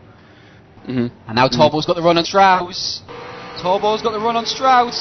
Looking back over the game pod wing. It's going to be a regulation pass, I think. It's a textbook manoeuvre. Not defending hard. Corner before. No, textbook booking. And Strauss just let him go straight through. Strauss is a sensible driver, sees the complete picture, of course, does not defend too hard for too long, cost himself lots of time. Instead, he just lets Torbo go through. Perhaps Torbo can catch Van Dorn. Torbo and Van Dorn hold each other up, and then Strauss catches up anyway. So, nothing lost. Ely is moving up now. Levesque is actually gaining on these drivers, by the way. He's 5.1 seconds behind. He was some 7 seconds behind. Very quiet race. A couple of laps ago. And what kind of lap times is Levesque doing at the moment, Keith? He is doing, right now, he is a 107 flat lap stop, 106.8. He's in the 6s and the 7 flats. Yeah. Van Dorn's been in the 7s for a long time. Levesque is coming. This is and Levesque has shown that he knows how to keep the 4.4. He's getting another 0.7 of a second in that one sector. Van Dorn's made a mistake, look, that's why. Oh, Talberg's on the back of him now. Van Dorn's made a mistake, and Talberg is right behind Stoffel Van Dorn. You said Van Dorn make a mistake? He must have. He's got a V8 Supercar win. Can you fit a Holden Commodore through there? Yes, says Talborg. Yes, he says. And Talborg to the lead. He locks up. Talborg locks up. He's going off. Let's go right. No.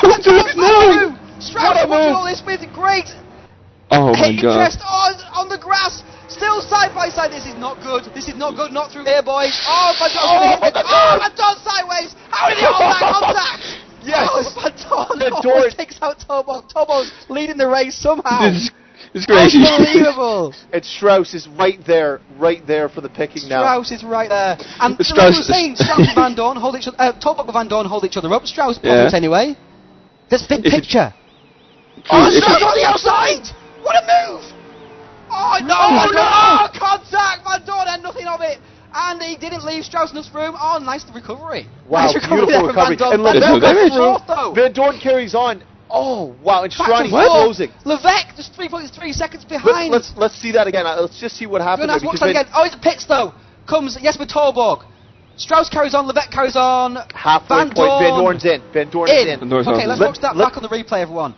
We just had to quickly go through all that. This was unbelievable action. We'll just watch the contact because we did watch quite a bit of it before. And back in the replay. There we go. Press the right button might be helpful. There we go. Sorry about that, guys. We'll go back. Nice slick movement there from the cameraman.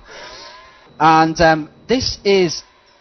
So we'll go back towards turn 4. This is where it really all started really kicking off completely. And this is on board with Stoffel Van Dorn. And you can see going over that curve, getting out of shape, therefore out of shape under braking, touches the back of Jesper Torborg. Nothing wrong there, just Van Dorn making a small mistake and not taking him out in the end. Did very well, in fact, actually, not to end up outside of the track.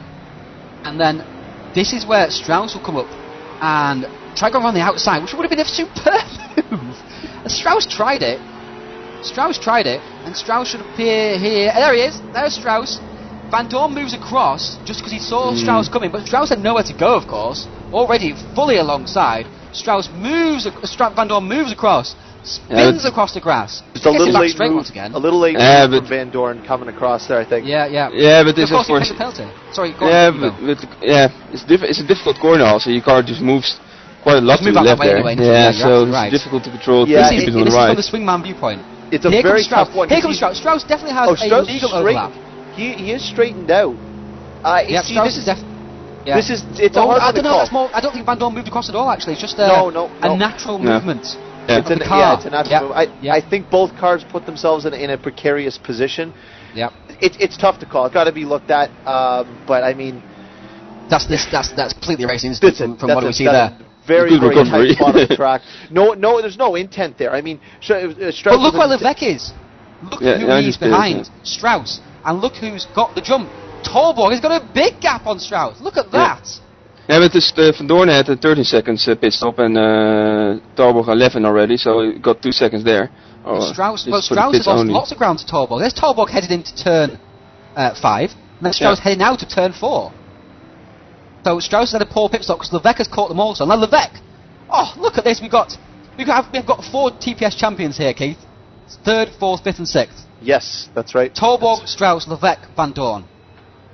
And they are all recent champions, not champions of the past. Oh, Van Dorn down the inside of Levesque? No, not going to happen. Not going to happen. Van Dorn go through because Levesque didn't look like the same. What a move! What?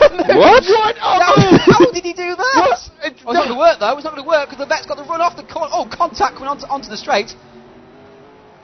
Van Dorn is side by side with William Levesque. What that move just came out of nowhere there. It was like the move from Greco at Melbourne.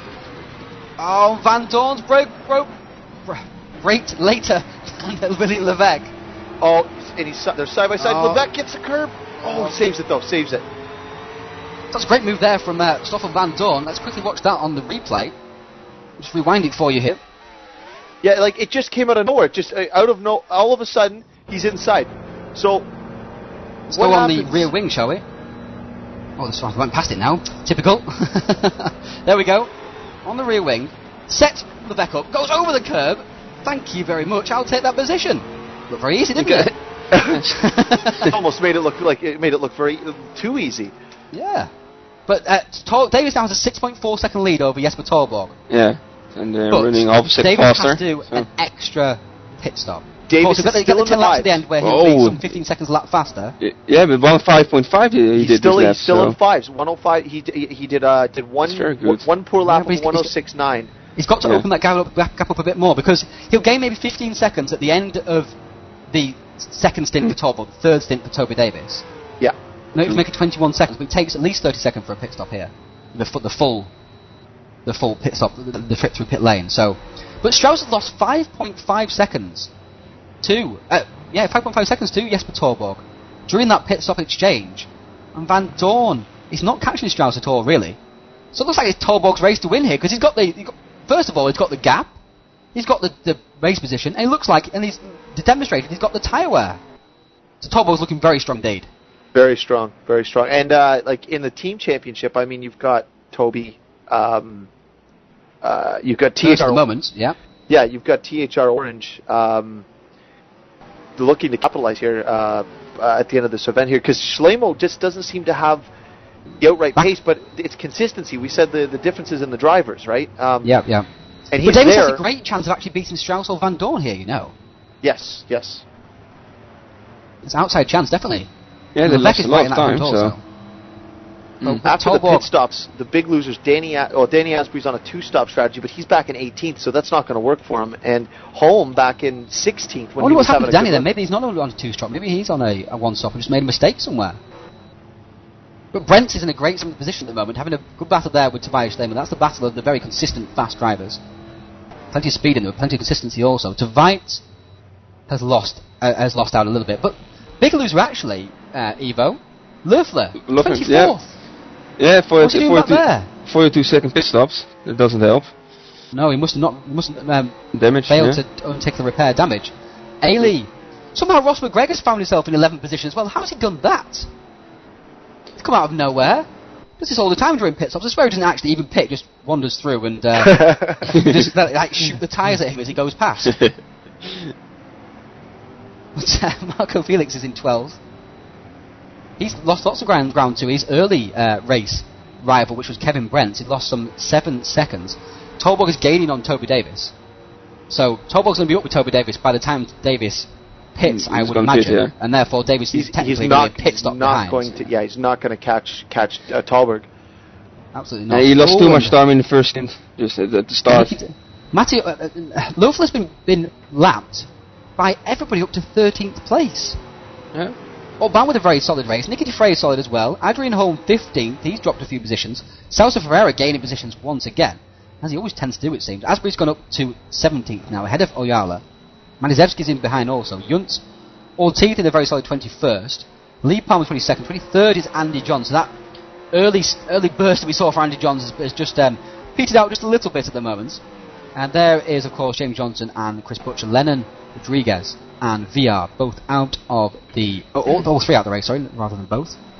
But we've got a very spread out field at the moment, actually. And it's all a question of strategy at the moment. Perhaps this is a good time to bring in Jessica Keith. Yes, and as we said, Inside Sim Racing has given us an rFactor 2 lifetime license to give away via trivia.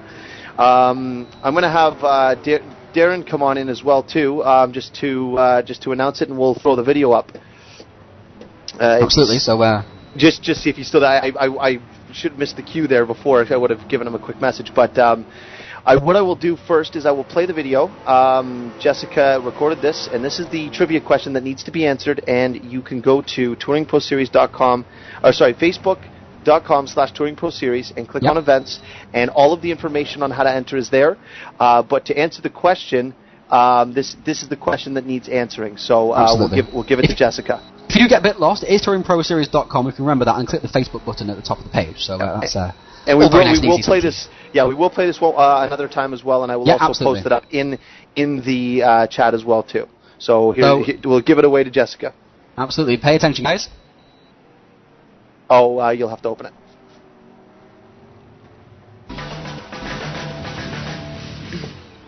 Hey guys, so Keith and Ryan are doing a little contest in conjunction with us to win a lifetime code for rFactor 2. To enter in on this contest, you have the very first episode Inside Sim Racing that I appeared on, the name of that episode, and the date it was on YouTube. Ryan and Keith will give you details on how you enter that contest, and I will announce the winner here on the very next V8 Supercar race.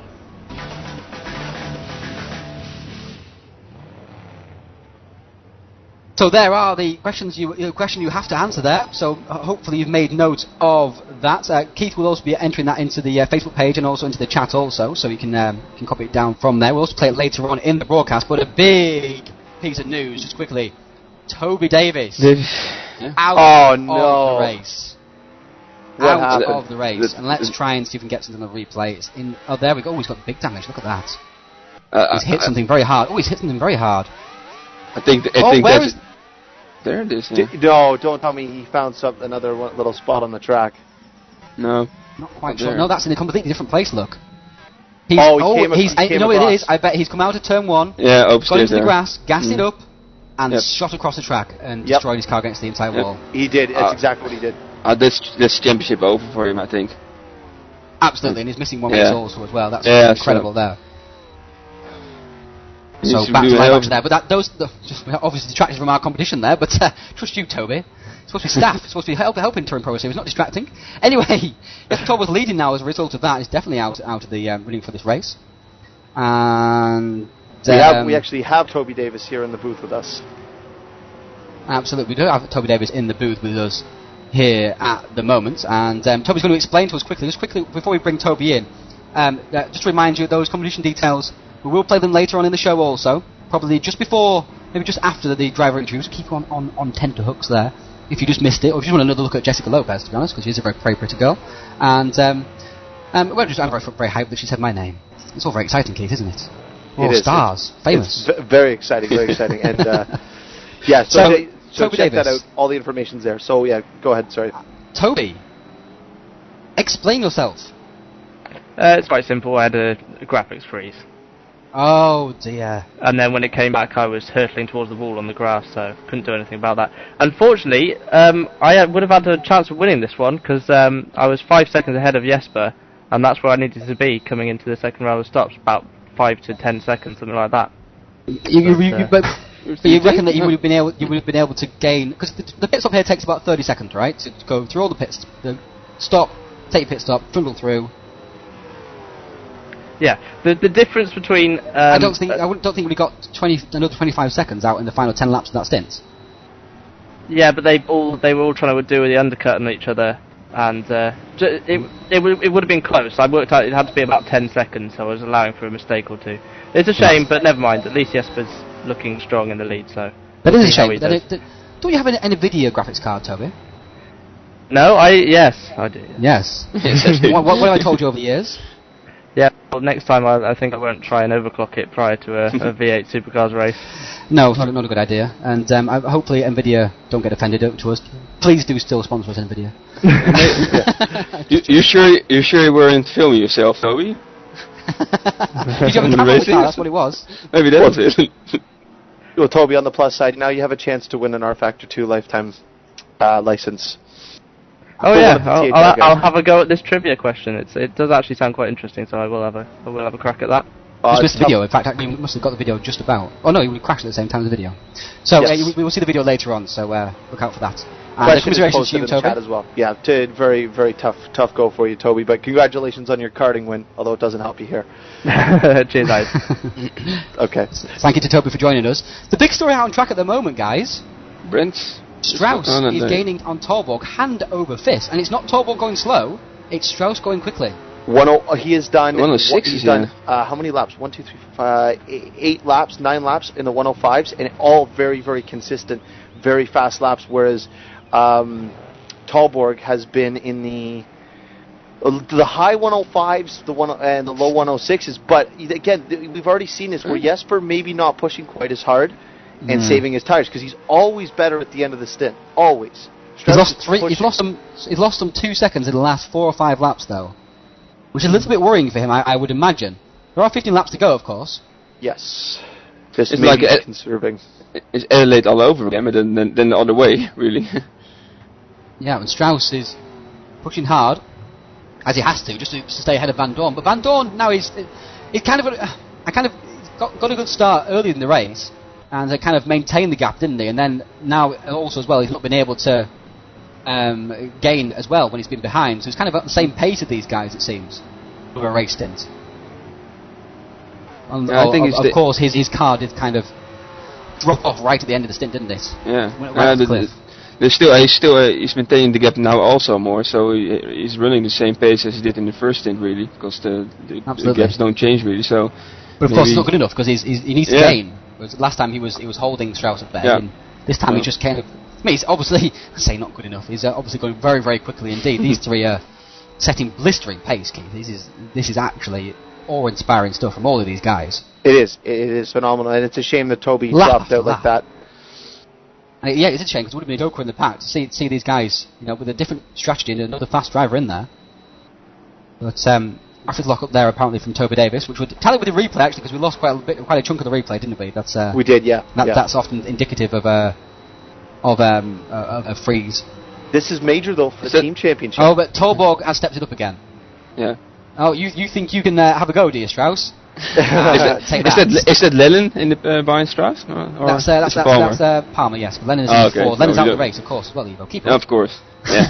This is like lap 3. I just had a flashback. I just have a flashback to Barbagello, so just a little. Oh yeah, that's very true indeed. But Levesque is kind of keeping station with those guys ahead. They're actually really line astern, the 2 THR red drivers. Unfortunately, Chris Butcher was some 3 laps adrift after that humongous accident earlier in the race. That was quite unbelievable. And I'm sure Loeffler will be in hot water with the stewards, it seems, from first glance.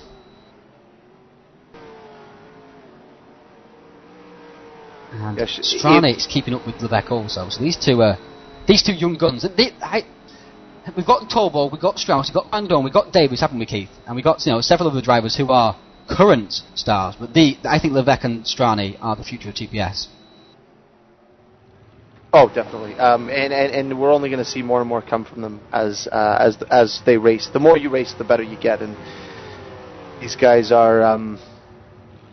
Sorry, just 1 second. We have a spammer in our chat room. Oh. Deal with it.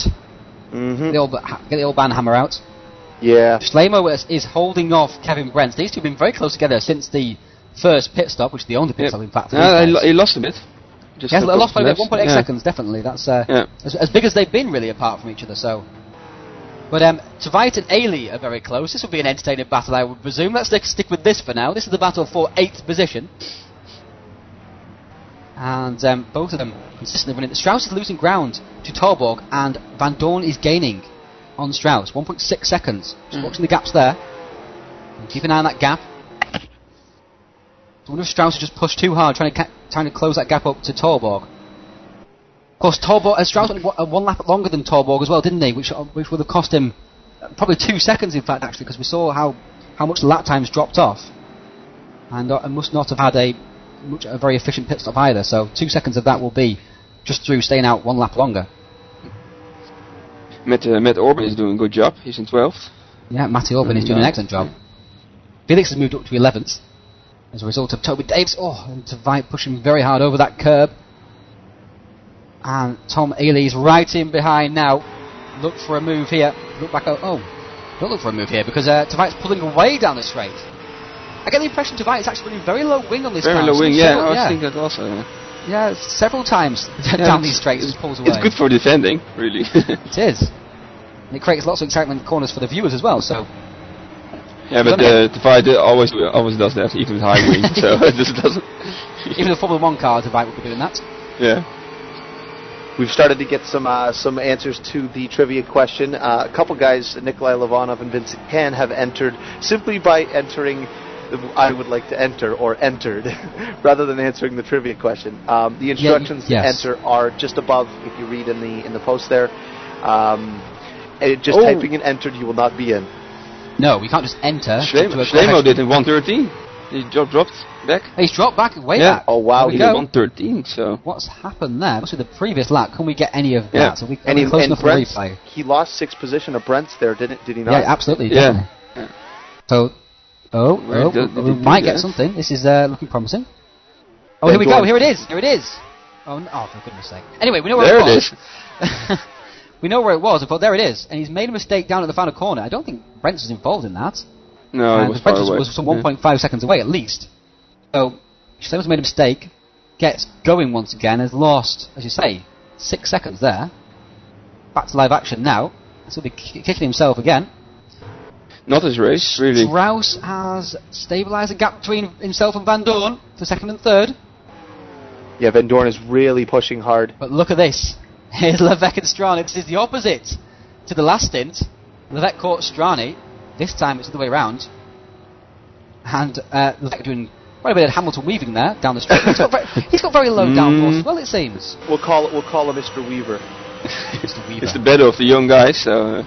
Absolutely. It's the battle of the future of TPS. Yeah. Yes. So that was branded. So who's got the brighter future? Is it Strane or Levesque? That's all on this race, guys. This race carries all the weight. Who is going to win this one is going to be the another one of the young guns, Eric Tveit, is under some pressure from Tom Ailey. Yeah, we were talking that a few minutes ago, and it looks like Ailey can't quite get past Tveit. No, he's right on his bumper. Just gave him a little nudge, but it's Oh, another one. Oh, yeah, big nudge there. That's actually dented the front of Tom Haley's car. Haley's feeling frisky. And McGregor closing while these two are battling. McGregor having a great run up to 10th.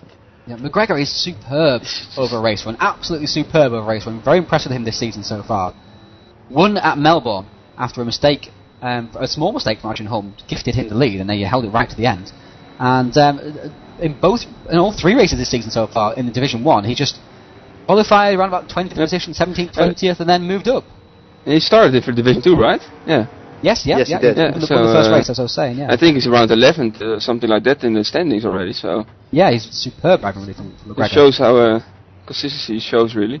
Yeah, it shows how to do it, really, doesn't it? You can have all the pace you want in the world, but if... let's see this comparison, because Ailey gets a great exit there from the final corner, and he's in slipstream as well, and still Tvite's pulling away slightly. Eric Tvite there in the V8 yeah, Turbo very Diesel. frustrating. Yes, it's like... Oh, and Ailey's he's not going for it. I thought he was going to make a big dive then. He decided against it and just trying to unsettle the back of the young Norwegian's car, not quite working. Tvite matured a lot. I mean, I think 2 years ago, 1.5 years ago, if you did that to him, Tvite ran off in the first corner, just because of the pressure. But he matured quite a lot. So. Oh, there he goes down inside. There he is. No, not working. Tvite able to cover it just about. Not quite sure what he thought of that. He's had a few nudges down there from Loeffler, from Ailey now. And McGregor's looking menacing also. McGregor knows that Ailey and Tvite are going to battle. And so he can just take it easy on his tyres, make sure he's just in touch. Yeah, but Felix is close, so he's not... Yeah, Felix is close. Felix has been had a good run, actually. Been gaining on this second stage. Oh, look at that sideways drift through the final corner. Very nice indeed from the Portuguese driver. We've actually got lots and lots of Portuguese and German drivers in this league at the moment, Keith, and we've actually got 3 Belgians in this field as well. Yeah, well, it's a good contingent from all over the world. I mean, you've got drivers from all corners of the world, young, old. Ailey and Tvite, here we go. Contact middle of the corner. Ailey trying to squeeze Tvite. Now he's got the inside. We've seen this so many times. Round the outside, now the inside for turns 3 and 4. There's 2. There's 3. Down the inside at 4. Contact. And look at McGregor. Tvite survives. Look at McGregor. He's just sitting back watching all of this. Giving himself a bit of airspace to make sure he doesn't get collected in any funny business. Contact again from Ailey on the back of Tvite, a bit of Morse code, which probably means get out of my way. McGregor is just. I think he's looking in the top 8 here. If he can keep this up, we're coming to the closing stages of this race now. 6 laps to go. 6 laps. And Van Dorn is losing ground on Strauss again. 2.3 seconds. Strauss is gaining back on Torborg again. I think Torborg's just taking the pace down a little bit. I don't think he's going to ever let the gap close down enough that he's going to be there. Torborg is the Iceman, and he's showing it now. And I think Ailey's winning lots of wing, because McGregor's gaining on Ailey down the straight. Almost up with him in the braking zone. Down the inside. Ailey down the inside, a huge dive. And Tvite. Great driving there from Look, there's a double cut. He 1 cutback, 2 cutbacks. Oh, that was superb because that was a bit of a daring move there from Ailey. Very aggressive. And Tvite maturely just let him go right wide and cut back on the inside, but now Ailey's around the outside. Oh, Tvite covers. Great cover in there. No, you don't come through. And Marco Felix now, who's closing in on these guys too. This is a 4-car race here for 8th place. Absolutely, this is a superb race at the moment between Tvite, Ailey, McGregor and Felix. How far behind is Adrian Holm from this battle? Not that far behind, that a bit of contact won't bring him into play. And Ailey's getting impatient. More impatient by the corner. Down the inside. Watch it. Now watch McGregor. Watch McGregor. Hop on board with McGregor. He's going to have the run. Watch you actually look back from Ailey, actually. On the right camera. I thought we are on that camera, never mind. Oh, there we go. Oh, look at that. Ailey squeezing. Squeeze play. McGregor inside. Book it. McGregor, No, contact. Sideways, Ailey. And McGregor up the inside again. He's not having any of that. He's not liking the defending from Ailey. Through! Contact! McGregor. Ailey, look at him squeezing it! On the grass! Oh, it's not the place to be racing there, boys. Felix is right there up the middle. Contact! 3-1! Oh, no! Felix is off! Felix is off. Felix is around. Oh, he recovers it. What a superb recovery from Felix. I thought it was a goner. And look who's he was a goner. Just too late. And now Holm is closing in on Felix now. And McGregor and Ely. Look at this. There was McGregor and Ailey. And look at the tie from Felix. It's never going to work. It was never going to work. Tveit has gapped him now a little bit, and Ailey has got back by McGregor. There we go. There's the move. Right at the next corner, actually. In fact, Ailey dived down the inside again. No, we're not wasting any time. McGregor didn't defend enough. Thought he had a bit more gap, and no, Ailey squeezed his way through. Strani and Levesque in the battle for the future of the TPS. He's 1.1 seconds ahead of him now. A bit more of a gap. Back to live action. Tveit, he's not really pulling away from this group enough to be comfortable. Oh, Ailey touched the back of Tveit again. Tveit is so slow through that turn 1. He's struggling to braking. I think that low downforce is not helping at all. And there's Tommy Oyala in the mix. There's a lap down on these guys.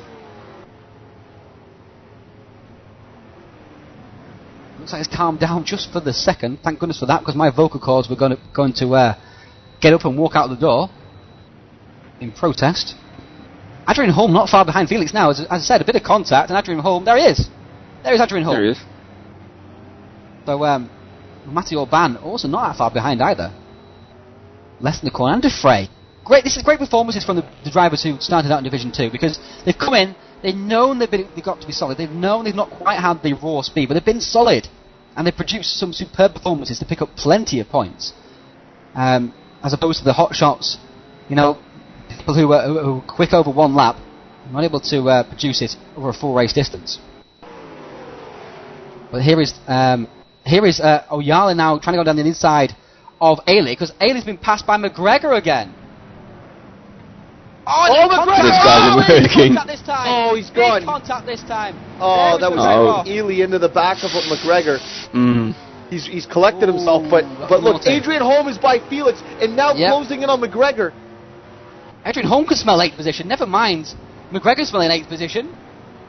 McGregor's trying to get Van himself Dorn's back dropped off the cliff again. Van Dorn's dropped off the cliff again. 7.7 seconds. He's dropped some 2 seconds in that last lap. I don't think Levesque's got enough to close. Maybe. There's 3 laps to go. We know how good he is with the tires. We saw it at the end of the first stint also. Yeah. So superb performance. Maybe he can stay 5 seconds. And Tveit now has a big gap once again. And Ely's under pressure from Oyala. McGregor's still ahead of Holm though, of course. Just about. Goodness me, McGregor out of shape out the final corner. Trying to squeeze that power on. Van Dorn looks like he stabilised the car a little bit. Perhaps it was just a mistake on the last lap rather than the tyre wear going off like he did in the first stint. But Oyala down the inside of Ailey. He's not going to be happy about that. Oh, Ailey! Tveit made a big mistake in the first corner, and Ailey somehow got him. Oh, wow. Tveit's side by not side, waiting. McGregor and Holm at this point again. We said so much of that throughout this event. He's down the inside. Holm. No. Not going to do it. He's ahead. Ailey's up. Right again. Oh, and McGregor's through. Somehow he's in that 8th position again. Felix McGregor. What is Holm going and on? Tveit. Holm's now battling with Tveit for 9th position, and McGregor in 8th. Oh, contact between Tveit and Holm. Tveit's gone wide. Holm's not taking advantage though. Oh, McGregor. What happened? What happened between Tveit and Ailey? Oh, here we go. Just give him a little step. Oh, it's a clean move. It's kind of a clean move. Yeah, kind of not a clean move. Not a clean move at all. Tveit was in a good position, but completely misjudged it, despite the fact he was in a great position. Adrian Holm is now all over the back of Tveit here. Felix is past Ailey. Look at this. Look at this train of cars. Madness. Looking back over the GamePod wing at Eric Tveit. And Adrian Tveit's made the mistake in turn 1 again. Again. Ailey through Felix. There goes, wrong way. There goes Felix, and there goes Ailey. And Felix down the inside of Ailey on the inside of Felix as well. Now Matej Orban and Nicky Defray are closing in on this battle for 8th. Felix down the inside of Ailey. Look at this. Battling is unbelievable in the midfield. We're on the final lap. We're going to quickly switch to the race winner. It's going to be Jesper Torborg. He's going down towards turn 5. We can actually just watch this battle a bit more actually. I thought it was a bit closer to the finish there. But Ailey's got passed back into 10th. Holm is 9th. McGregor is 8th. Felix is 11th. Tveit is 12th. Orban and Defray are sniffing perhaps a top 10 if any more of this carnage carries on. Unbelievable stuff. Go forward to Jesper Torborg, who's been supreme here today, really sat back in that first stint, looked after his tyres, passed Strauss at the end of the stint, aimed right in on Van Dorn, passed Van Dorn, immediately pitted, came out of the pits with a good lead, and has just controlled the race all afternoon since then. And Trollborg, after breaking his cherry, is going to win 2 in a row and stamp his authority at the top of the Virtual V8 Supercars 2012 Championship. Trollborg wins. And this battle back here is still happening, but we're going to... Strauss second, third Van Dorn. Good performance there from Van Dorn. Fourth place to William Levesque. He is back, definitely. Fifth place to Strani, a great result for him, improving all the while. Sixth place is going to be Brent, great result for him. Seventh place is going to be Tobias Shlemo, a little bit off colour there for the 360 Racing number 2. And here is McGregor, here is Holm, here is Ely. He's gaining on Holm hand over fist somehow. And Felix has got past. Yeah, after the fray.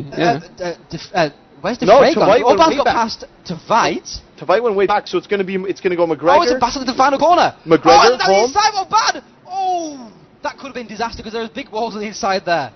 So but McGregor. Shlemo 7th, and 8th McGregor, 9th Holm, 10th, just like that, Ailey. 11th is going to be Felix, 12th is going to be Orban, 13th just is Tveit, getting a push over the line from Nicky Defray. Would have done that, Nicky. Maybe he was running out of fuel. Oh, wow! What a finish! Again, what a finish to this race. A great first half to this race, Keith, and then a bit of a lull in the second half of the race, in the middle, in the third quarter of the race. But what a finish as well in the end. Oh yeah, incredible finish. These guys were battling so hard. I got a headache. This was phenomenal. But I do have to run, guys. Thank you for having me in the booth. No problem. Anytime. Best of luck in the post race and everything, and we'll talk to you guys soon. Thank you for joining us, Keith. Thanks, Keith. And there goes Keith. 15th place was Bruno Sosa Ferreira. 16th place was Danny Asbury after a lackluster weekend, it seems, and driving into each other there. Oh, that's Butcher, I think, driving into Loeffler. There's a bit blood there. That's the story right there. We caught that, Butcher. 17th was David Juntz. 18th place was Thomas Madazewski. 19th place was Tommy Oyala. 20th place was Andy Johns. 21st was Andres Loeffler. 22nd Lee Palmer. 23rd James Johnson. 24th was Chris Butcher. And of course we had several retirements from the race. Can't remember quite who they were. If you just fill me in quickly, Ivo. There was you scrolling down. There were VR, Ortiz, Lennon, Davis, and Ortiz. Oh, Ortiz DNF'd as well. Oh, what a shame for him.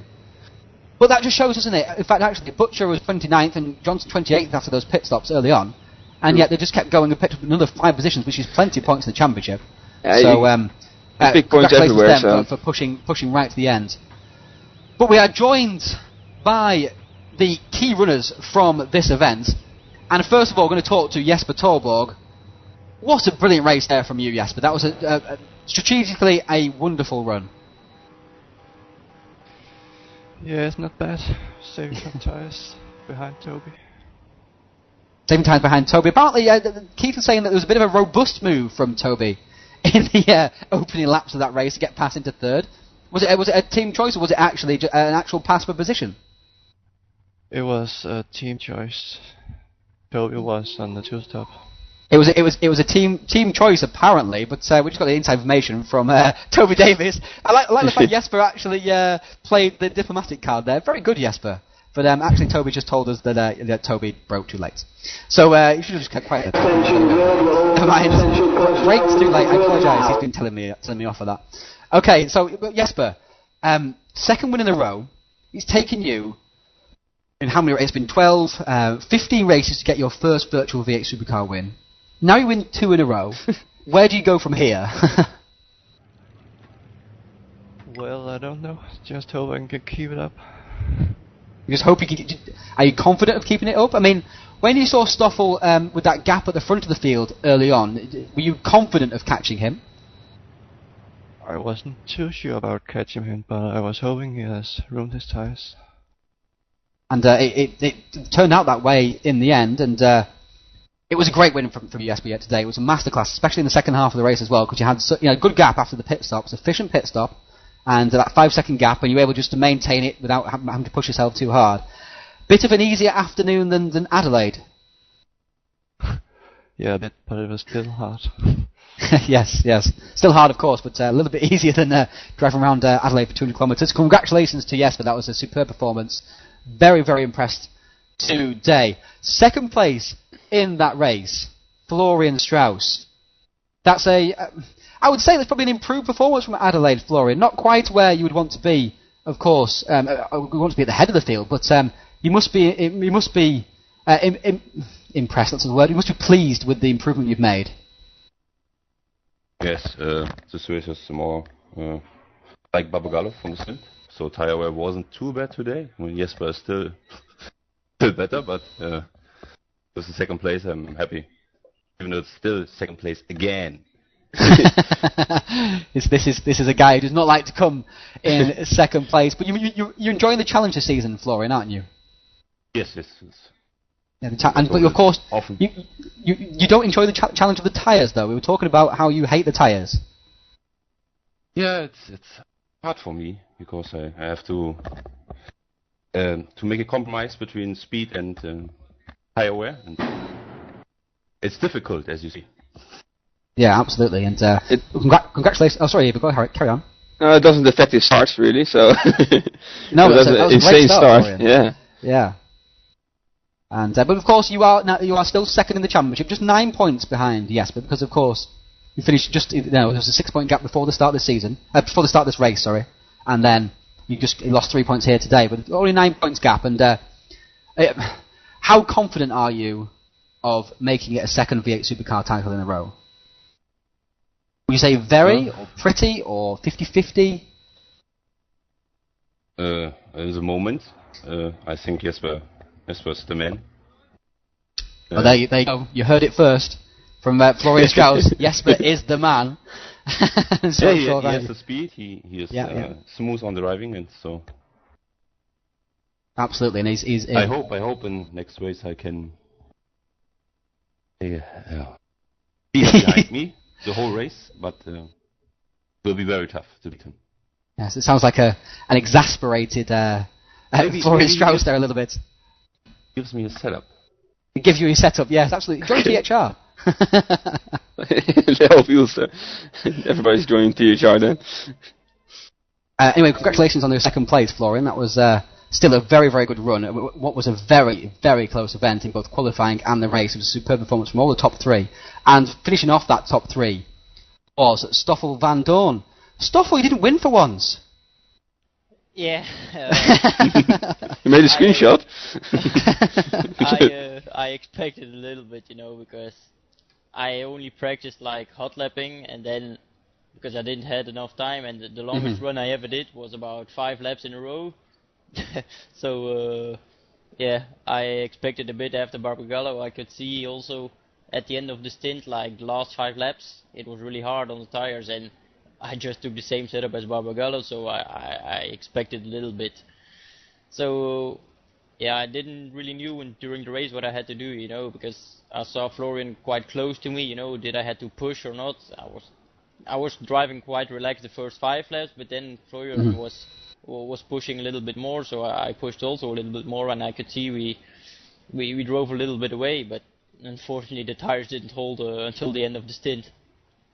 Absolutely. So it was a great run for yourself, and a great pole position, of course. And I mean, the standard here has been very high, hasn't it? Yeah, for sure. It's very difficult racing, especially with the tires. We see sometimes it's better to compromise a bit of a setup which is a bit slower, but that saves the tires, because at the end, when you have no tires anymore, you lose so much time, and it's so hard to drive with the car. So it's a tough series. Well, if you get into Formula 1 anytime soon, they'll be using Pirelli still, so maybe you need to get used to it.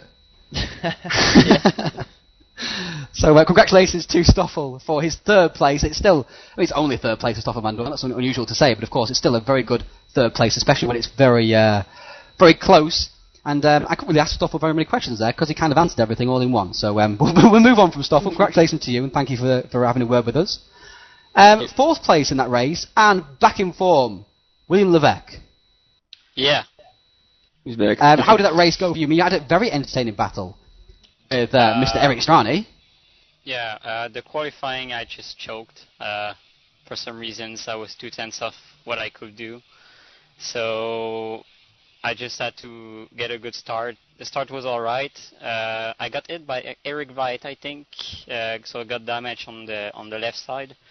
And then after that, I was just trying to take care of the tires while keeping other drivers behind me. And it was an awful race, to be honest, on a psychological point. And I'm not too happy with the result because I want to get better than that since I'm pretty far off in the championship. And yeah, the tires I agree with Florian there.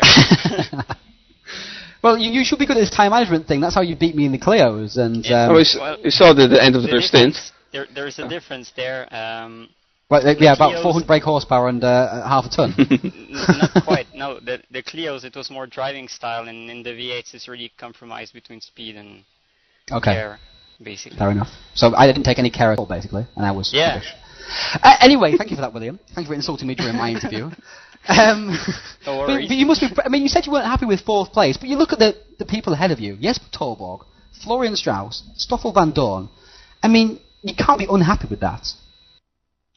I want to get better results than that. I love the attitude, wanting to get better, but you can't be too down on yourself there because it's a stellar lineup, quite frankly, and 4th place is a great result. Yeah, I guess I'm just pissed about me not being in touch with the tires and not knowing what to do. So. But you've definitely made a step in the right direction for the rest of the season, no doubt about that, and hopefully you improve even more and give these regular front runners even more of a run for their money. So thank you for coming in and having a word with us today. And we're going to have a quick word with a couple of other drivers as well, actually. We're going to have a word with 3 more. Eric Strane, quickly.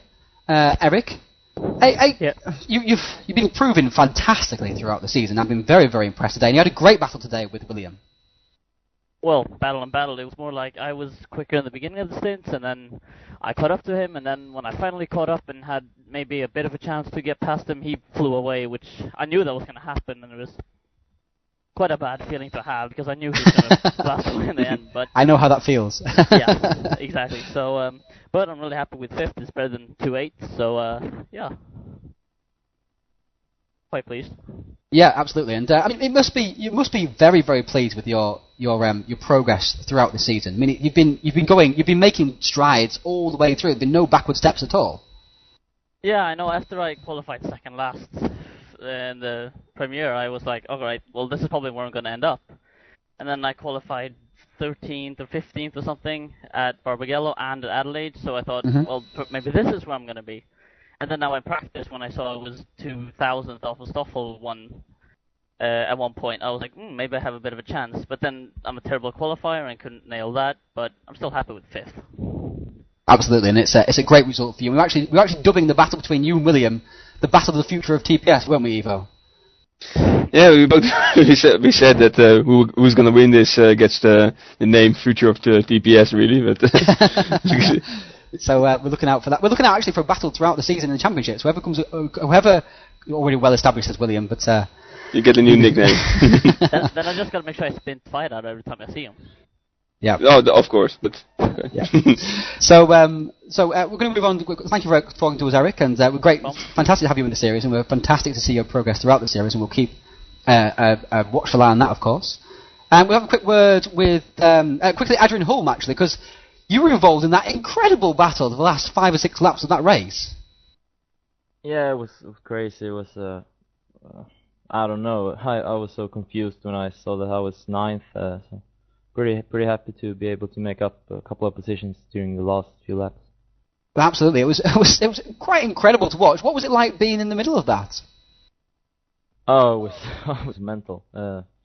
Really, it felt like there was cars all over the place. I just tried to keep mine on the track, which worked out pretty good. Since the other guys made some small mistakes and went off here and there. Absolutely, and of course, I mean, 9th place is a good result, of course. But last season, you almost won on your V8 Supercar debut against Torborg and Strauss, who were 1st and 2nd here today. What do you think you need to get back up towards that speed you showed at the end of last season? Time to practice. I'm working now, and I simply don't have the time to put in the practice that I need. For example, I did more laps on Sydney Park than I've done during the first 3 races here, I think. Right. Something like that. So it's simply practice. Absolutely, and so there you go, guys. It's not just raw speed that you need. You also need to work very hard, because if the other people work hard, you have to work hard too, and they do work hard, and that's the issue there. We're also going to have a quick word with Chris Butcher. I think we know what we're going to ask about, Chris. Yeah, go on. Well, lap 1. Well, I just watched the replay, and I'm still not too sure what to make of it. But I'm sorry, I'm just distracted by the chat in the bottom of the TeamSpeak window. To me, it looked like I was following the race in line, and I had a couple of taps from behind which spun me around. And obviously, I came back across the track, unfortunately, and took James with me. Yeah, absolutely. I mean, it was a huge accident, wasn't it? Unbelievable accident. Yeah, I was surprised it didn't write off the car, to be honest. I was surprised you could drive that back to the pits. It was all over the place. I've never seen a car drive like that. Oh, it was awful. But I was really sort of, I was quite upset by it actually, because, you know, I've shown a lot more pace at this track than I have so far this season. And, alright, I dived a little bit in qualifying, but my race pace would have been strong, and unfortunately I didn't have that opportunity to show what I could do. So unlucky to Chris. I just wanted to get a quick word on that huge accident that we saw. Of course, we've got replays of that for all the viewers to look at as well. But guys, another quick word quickly, just to wrap up this show. I know we're having a long driver interview here, but we've got a quick word with Mate Orban, who's from Hungary and is very, very new to rFactor and very new to the series, and you've been improving throughout. This whole thing is very new for me, but I'm really pleased with this ending of this race. It's pretty hard to compete here, but I think this was a really good race for me. I mean, are you pleased with your progress throughout the season, progressing from Division 2 and gradually getting better in Division 1? Are you happy with where you've been driving? The last race was really bad for me. I had a lot of mistakes, but I had more time for this to practice, and you can see that this was much better than at Adelaide. So thank you to Mate, and congratulations on your progress throughout this season. Thank you. Thank you. No problem. Thank you to all the drivers for. If you just mute yourself, please, Mate, just because it's getting some echo. Thank you, Mate. Sorry. Thank you to all the drivers for joining us for an interview, and thank you to all the drivers for entertaining us this afternoon. Thank you to all the viewers for watching with us. Thank you, of course, to Ivo. Yep. Thank you to Keith, who's not here because he bunks out early. And any drivers want to come down to the THR channel, you'll have plenty of chat apparently. So any expectators want to come down to the THR TPS channel, they can do that also. The TPS, if you want to join the TeamSpeak TPS channel, you can just go to the tps.com website and click on the team viewer there, TeamSpeak viewer there, and join through that. So very, very easy indeed. And thank you very much, of course, to all our supporters, GamePod, of course, to Live Racers, to Inside Sim Racing, of course, to SimSync, to MultiBC who put on this broadcast for us, and to all the drivers and all the mod teams and the people who made all the mods and everything who go pretty much unsung throughout leagues like these. So thank you to all of those. I'm going to quickly play also as well, guys, the Jessica video one last time, so you guys can be reminded of the questions. Hey guys, so Keith and Ryan are doing a little contest with TPS in conjunction with us, Inside Sim Racing, to win a lifetime code for rFactor 2. To enter in on this contest, you have to tell us what was the very first episode of Inside Sim Racing that I appeared on, the name of that episode, and the date it was posted on YouTube. Ryan and Keith will give you details on how you can enter that contest, and I will announce the winner here on the very next TPS V8 Supercar race. So thank you to Jessica for once again repeating those questions for us. So For everybody, if you want to enter, you know the details. Go to the TouringProSeries Facebook. You can see that right there on your screen right now. Also, you can follow us on Twitter and YouTube, as you can see. And make sure you head over to gamepod.co.uk if you need anything for your racing hardware or furniture. And you know how to enter. It's all details are on our Facebook. And we'll see you in 2 weeks' time at Yas Marina, the spectacular night-lit circuit. And until then, thank you for watching. We'll see you at Yas Marina.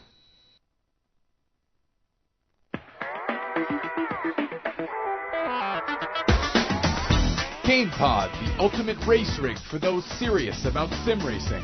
Puts you in the driver's seat with all the controls at your fingertips. Be number one on the road, in the race, in the game. GamePod, the choice of champions.